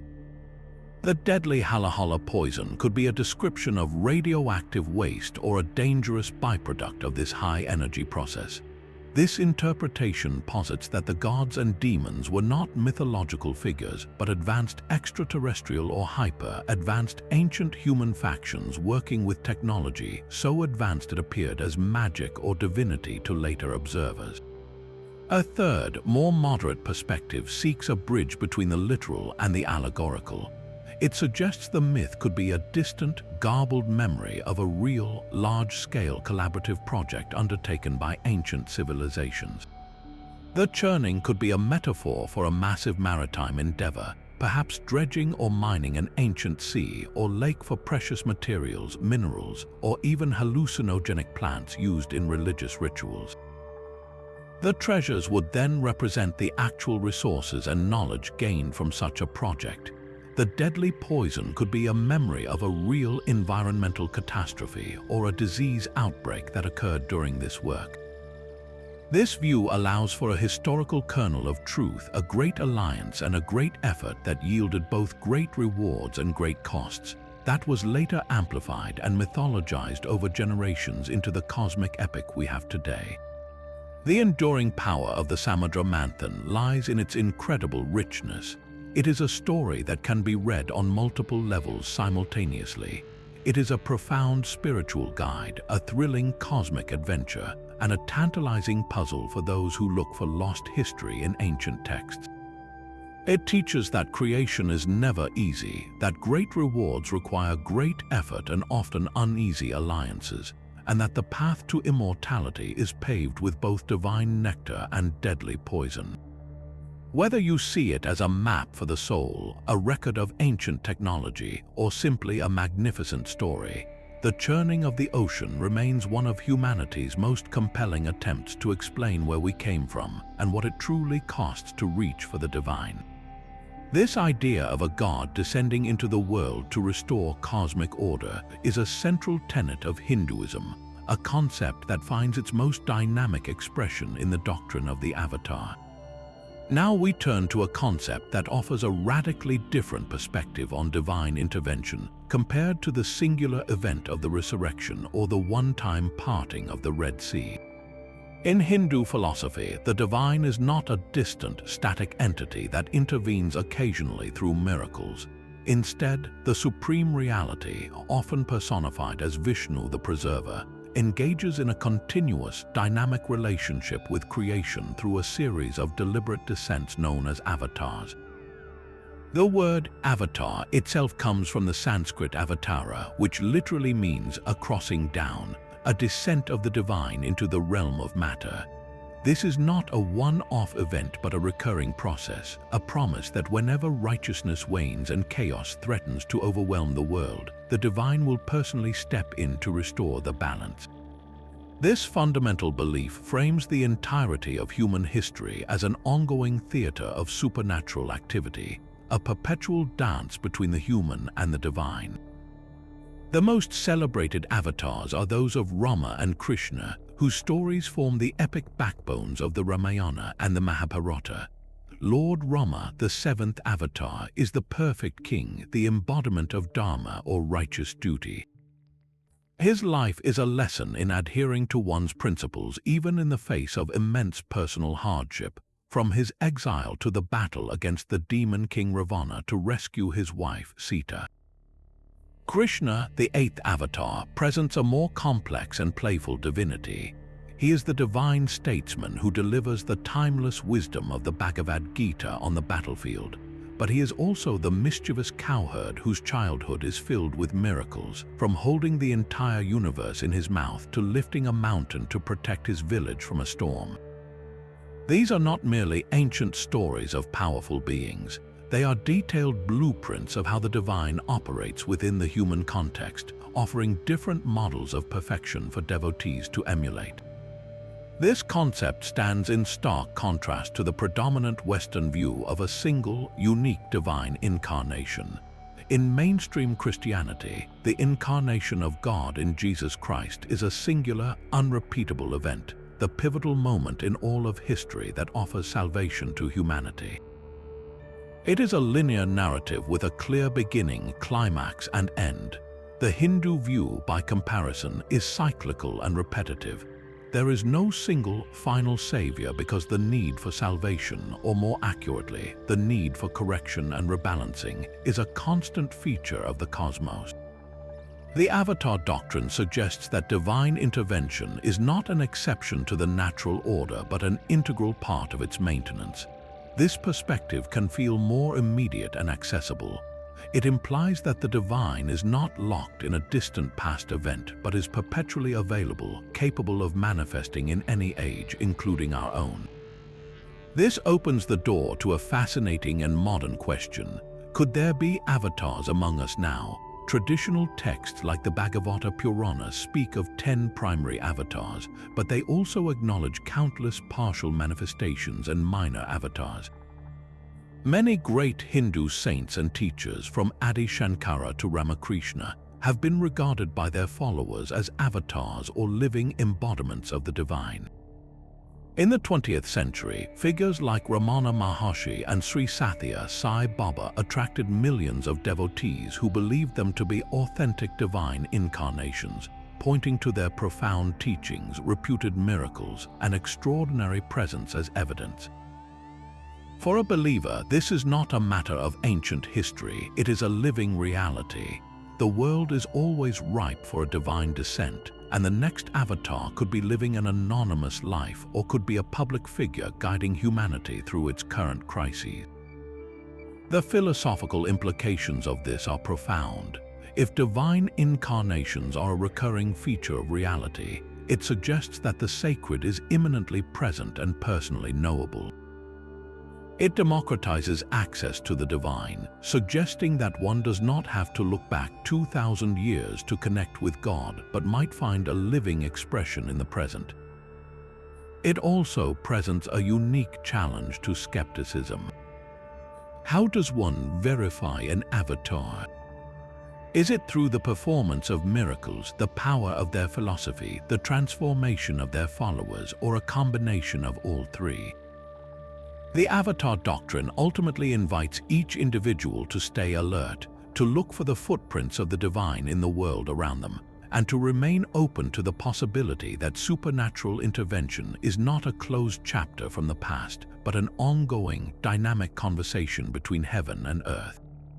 From the dynamic concept of divine avatars who descend to restore order, we now turn to a story about human ambition reaching defiantly upward, a narrative that offers a very different explanation for the world's diversity. The Tower of Babel, found in the Book of Genesis, is a profound and compact story that has captivated theologians, historians, and artists for millennia. It presents a powerful etiological myth, a story crafted to explain the origin of something, in this case, the bewildering array of human languages and the vast scattering of cultures across the earth. The tale begins in the aftermath of the Great Flood, with humanity united by a single language and purpose. Settling on a plain in the land of Shinar, they devise a grand project to build a city with a tower so immense that its top would reach the heavens. Their stated goal is to make a name for themselves and to avoid being scattered across the face of the earth. This ambition, however, is interpreted by God not as ingenuity but as hubris, a dangerous attempt to usurp divine authority and circumvent a fundamental aspect of the created order. This divine response is swift and decisive.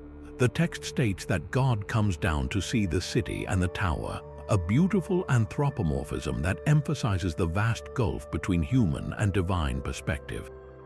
In response, God declares that because the people are unified and share one language, nothing they plan to do will be impossible for them. This is not a compliment but a diagnosis of a potentially dangerous condition. To curb this unchecked ambition, God confuses their language, shattering their single shared tongue into a multitude of incomprehensible dialects. Instantly, the collaborative effort grinds to a halt as workers can no longer understand one another. The project is abandoned and the people are scattered across the world, fulfilling the very fate they had sought to avoid.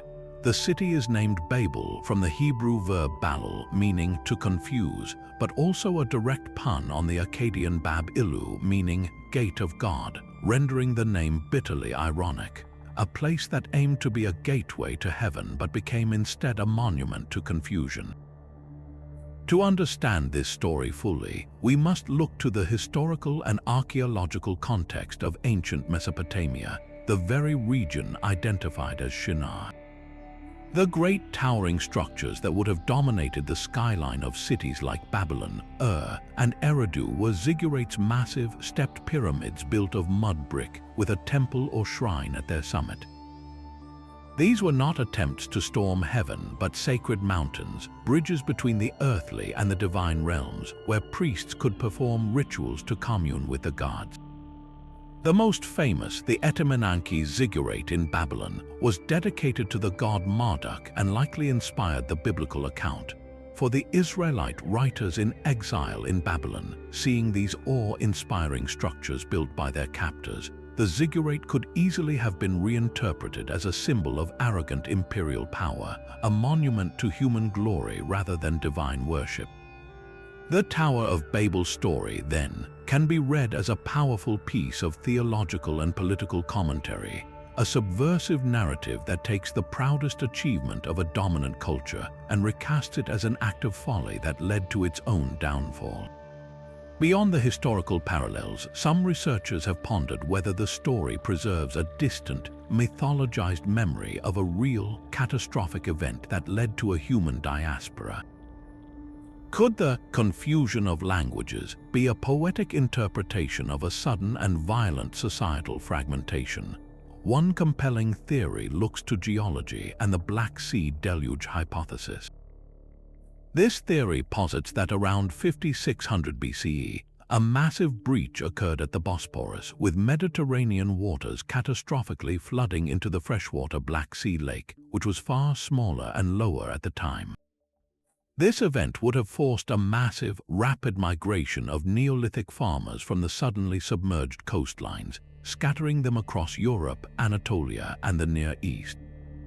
In this light, the Tower of Babel could symbolize a lost, centralized society, perhaps even a sophisticated culture on those Black Sea shores, whose unity was literally washed away by a cataclysm, forcing its people to disperse and their language to rapidly diversify and evolve in isolation. While this connection is speculative, it offers a fascinating lens through which to view the story, suggesting it encodes a traumatic memory of a lost golden age of unity and a subsequent great scattering. Ultimately, the enduring power of the Tower of Babel narrative lies in its profound exploration of a fundamental human tension: the drive for unity and achievement versus the perils of overreach and the reality of our differences. It is a story that warns against the dangers of collective pride, of a unity that is not centered on a respectful relationship with the divine but on human self-glorification. Yet, it is also a story that explains and in some ways sanctifies the beautiful, complicated reality of human diversity. The multitude of languages and cultures is not presented as the original, ideal state of humanity, but as a divine judgment. However, in the broader biblical narrative, this judgment is not the final word. The scattering of Babel is ultimately reversed in a moment of grace at Pentecost in the New Testament, where the Holy Spirit allows people of every nation to understand the apostles speaking in their own tongues. A healing of the ancient rift not through enforced uniformity, but through a unity that embraces and transcends diversity. The Tower of Babel thus stands as an eternal archetype, a reminder that our greatest collective endeavors must be tempered with humility, and that our differences, though born from a story of division, can become the very materials for a more profound and inclusive unity. As our exploration of humanity's relationship with the mysterious brings us closer to the present day, we arrive at one of the most globally sensationalized prophecies of the modern era, the phenomenon of December 21, 2012. In the years leading up to that date, a wave of anticipation, speculation, and outright anxiety swept across the globe, all centered on the intricate timekeeping systems of an ancient Mesoamerican civilization. The popular narrative was compelling. The ancient Maya, with their profound astronomical knowledge, had allegedly predicted a catastrophic end of the world, or at the very least, a radical transformation of global consciousness. But to understand what the Maya actually believed, we must first disentangle their sophisticated cosmology from the layers of modern myth and New Age interpretation that came to surround it. The heart of the 2012 phenomenon was the completion of a vast cycle within the Mesoamerican long count calendar. This system measures time in units that dwarf our own familiar years and decades. For the Maya, the foundational unit was the kin, or 1 day. From there, time was counted in ever larger bundles. 20 days made a yuanal, 18 yuanals made a ton, a 360-day year. 20 tons made a katon, and 20 katons made a bakton, a period of 144,000 days, or roughly 394 of our solar years. The long count date that caused all the fuss was the completion of 13 backtons. This marked the end of a grand cycle that began on the mythical date of creation in the Maya cosmology, a day inscribed on monuments as 13.0.0.0.0.0, which corresponded to August 11, 3114 BCE in our Gregorian calendar. The completion of this cycle on December 21, 2012, was not a prediction of fire and brimstone, but rather an immensely significant calendrical milestone, much like our own celebration of a new millennium. It was a time for the Maya to reflect on the completion of one great age and the hopeful beginning of the next. So how did this transition from a calendrical reset to an apocalyptic prediction occur? The distortion began largely in the West during the 1960s and 70s. Authors and proponents of the New Age movement, fascinated by the Mayas' advanced astronomical knowledge, began to graft their own spiritual beliefs onto the ancient calendar.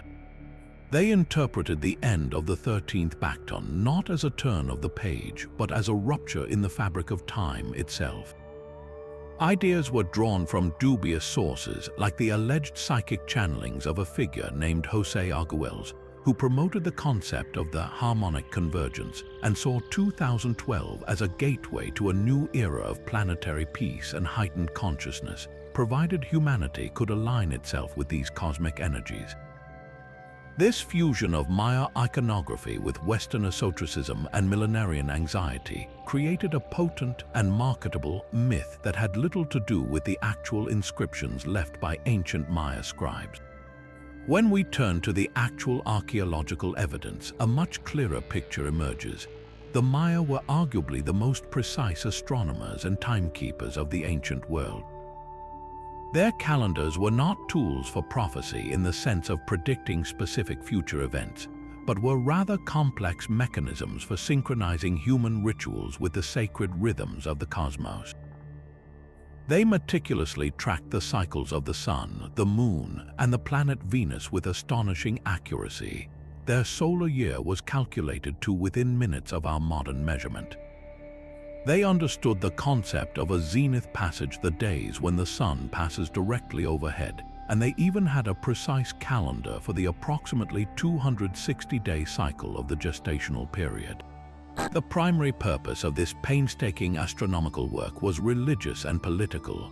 It allowed priest astronomers to determine the most auspicious times for planting crops, crowning kings, waging war, and performing the bloodletting rituals that were believed to sustain the gods and keep the universe in motion. The most critical piece of evidence that debunks the doomsday myth comes from the Maya themselves. At the ancient site of Tortuguero in Mexico, a stone monument known as Monument 6 contains the only known inscription that directly mentions the end of the 13th bacton. The eroded text has been heavily debated, but the most widely accepted translation by scholars like David Stewart of the University of Texas at Austin suggests it describes a future event where a Maya god of creation, Balon Yoktaya, would descend or be manifested at the end of the cycle. This was likely seen as a moment of great spiritual significance, a renewal of divine patronage and cosmic order, not an end. Furthermore, Maya inscriptions are filled with dates that stretch thousands of years beyond 2012, proving they fully expected the world to continue. They envisioned time as cyclical, not linear. The completion of one cycle naturally heralded the beginning of the next. Ultimately, the 2012 phenomenon holds up a mirror to our own modern anxieties.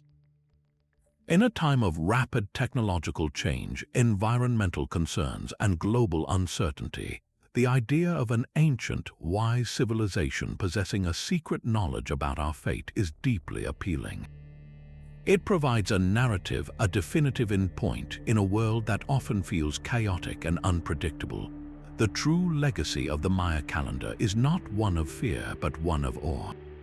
It is a testament to human intellectual achievement, a demonstration of how a culture without telescopes or advanced metal tools could achieve a profound understanding of celestial mechanics through generations of dedicated observation. Their calendars reflect a worldview where humanity was intimately connected to a living, breathing cosmos, a concept that is perhaps the most valuable prophecy they left for us, a reminder to look up at the stars and consider our place within the grand, eternal cycles of time. Across continents and centuries, from the most isolated islands to the heart of the world's oldest civilizations, one story echoes with a persistence that defies coincidence: the story of a great flood that once wiped the world clean. This is not a tale unique to the book of Genesis. It is a global phenomenon, a narrative archetype found in the mythologies of over 300 cultures worldwide. The ancient Mesopotamians had the Epic of Gilgamesh, where the hero Utnapishtim is commanded by the god E to build a great boat to save his family and the seed of all living things from the wrath of the storm god Enlil. The Greeks told of Deucalion and Pyrrha, who repopulated the earth by throwing stones behind them after Zeus flooded the world to punish human impiety. Hindu texts describe Manu, the first man, who is warned by a fish, an avatar of Vishnu, of an impending deluge and builds a ship to survive. In the Americas, the Choctaw people speak of a prophet who foresaw a great water and built a raft, while Inca legends tell of the world being drowned and repopulated from the high peaks of the Andes.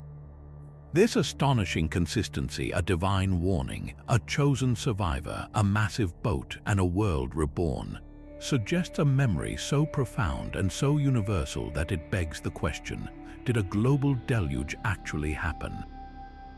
To answer this, we must turn from mythology to geology, where a compelling and widely accepted theory has emerged over the last few decades. While a single worldwide flood covering every mountain peak is geologically impossible, evidence is mounting for a series of catastrophic regional mega-floods that would have been utterly transformative for the scattered human populations of the time. The most compelling hypothesis centers on the end of the last ice age, around 12,000 years ago. As the massive continental glaciers began to melt, they created enormous inland lakes of meltwater held in place by dams of ice. When these ice dams eventually failed, the results were apocalyptic. The most famous of these is the glacial Lake Missoula flood in North America, which occurred multiple times, each event unleashing a torrent of water equivalent to 10 times the combined flow of all the rivers in the world today, scouring out the entire landscape of eastern Washington state and creating the barren channeled scablands in a matter of days. But the most globally significant event may have been the flooding of the Black Sea Basin. Around 5600 BCE, this was a large freshwater lake, hundreds of feet below the level of the rising Mediterranean Sea. According to the theory proposed by geologists William Ryan and Walter Pittman, the Mediterranean finally overflowed and catastrophically breached the natural land bridge at the Bosporus Strait. They describe a waterfall 200 times the volume of Niagara Falls thundering for months or even years, inundating over 60,000 square miles of settled land. For the Neolithic farmers living on those fertile shores, this would have been their entire world vanishing underwater in a relentless, terrifying onslaught. This event would have forced a massive, rapid diaspora, scattering survivors and their stories across Europe, Anatolia, and the Near East. From this perspective, the Great Flood was not a divine punishment for all humanity, but a very real, localized catastrophe that felt global to the people who experienced it, becoming a foundational trauma passed down through countless generations. Yet, for all the power of this geological evidence, it cannot fully account for the spiritual and moral weight these stories carry. The scientific explanation gives us the how, but the mythologies are far more concerned with the why. In almost every cultural iteration, the flood is not a random natural disaster. It is a deliberate act of divine retribution. In the Epic of Gilgamesh, the gods send the flood because the clamor of humanity has disturbed their sleep. In the biblical book of Genesis, God sees that the wickedness of man was great in the earth, and that every intention of the thoughts of his heart was only evil continually, and is grieved unto his heart. This theme of moral failure triggering a divine reset is the core of the theological interpretation. The flood becomes a symbol of purification, a washing away of a corrupted world to make room for a new covenant between the divine and the human. The story of Noah is not just about survival. It is about the selection of a righteous remnant, the promise of the rainbow, and a second chance for creation itself. This narrative of a cleansing punishment has had a profound and often troubling legacy throughout human history. It establishes a powerful archetype where catastrophic events are interpreted not as random geological processes, but as judgments on collective sin. This framework has been used for centuries to explain plagues, earthquakes, and defeats in war, often leading to the scapegoating of vulnerable groups deemed responsible for provoking divine wrath. It is a pattern of thought that seeks order and moral meaning in the chaotic and indifferent violence of nature. The flood myth, in this light, is more than an ancient story. It is a template for how we process disaster, a deeply ingrained psychological need to find a reason for the suffering we endure. Ultimately, the power of the global flood myths lies in their ability to live in both worlds, the scientific and the sacred. They may very well be rooted in a shared, traumatic memory of real catastrophic flooding at the dawn of human civilization, a geological event so devastating it was seared into our collective consciousness. But they have been shaped and refined over millennia into something far richer, a profound meditation on human nature, divine justice, and the hope for renewal. They tell us that our ancestors looked upon a world shaped by incredible violence and saw not just chaos but a story.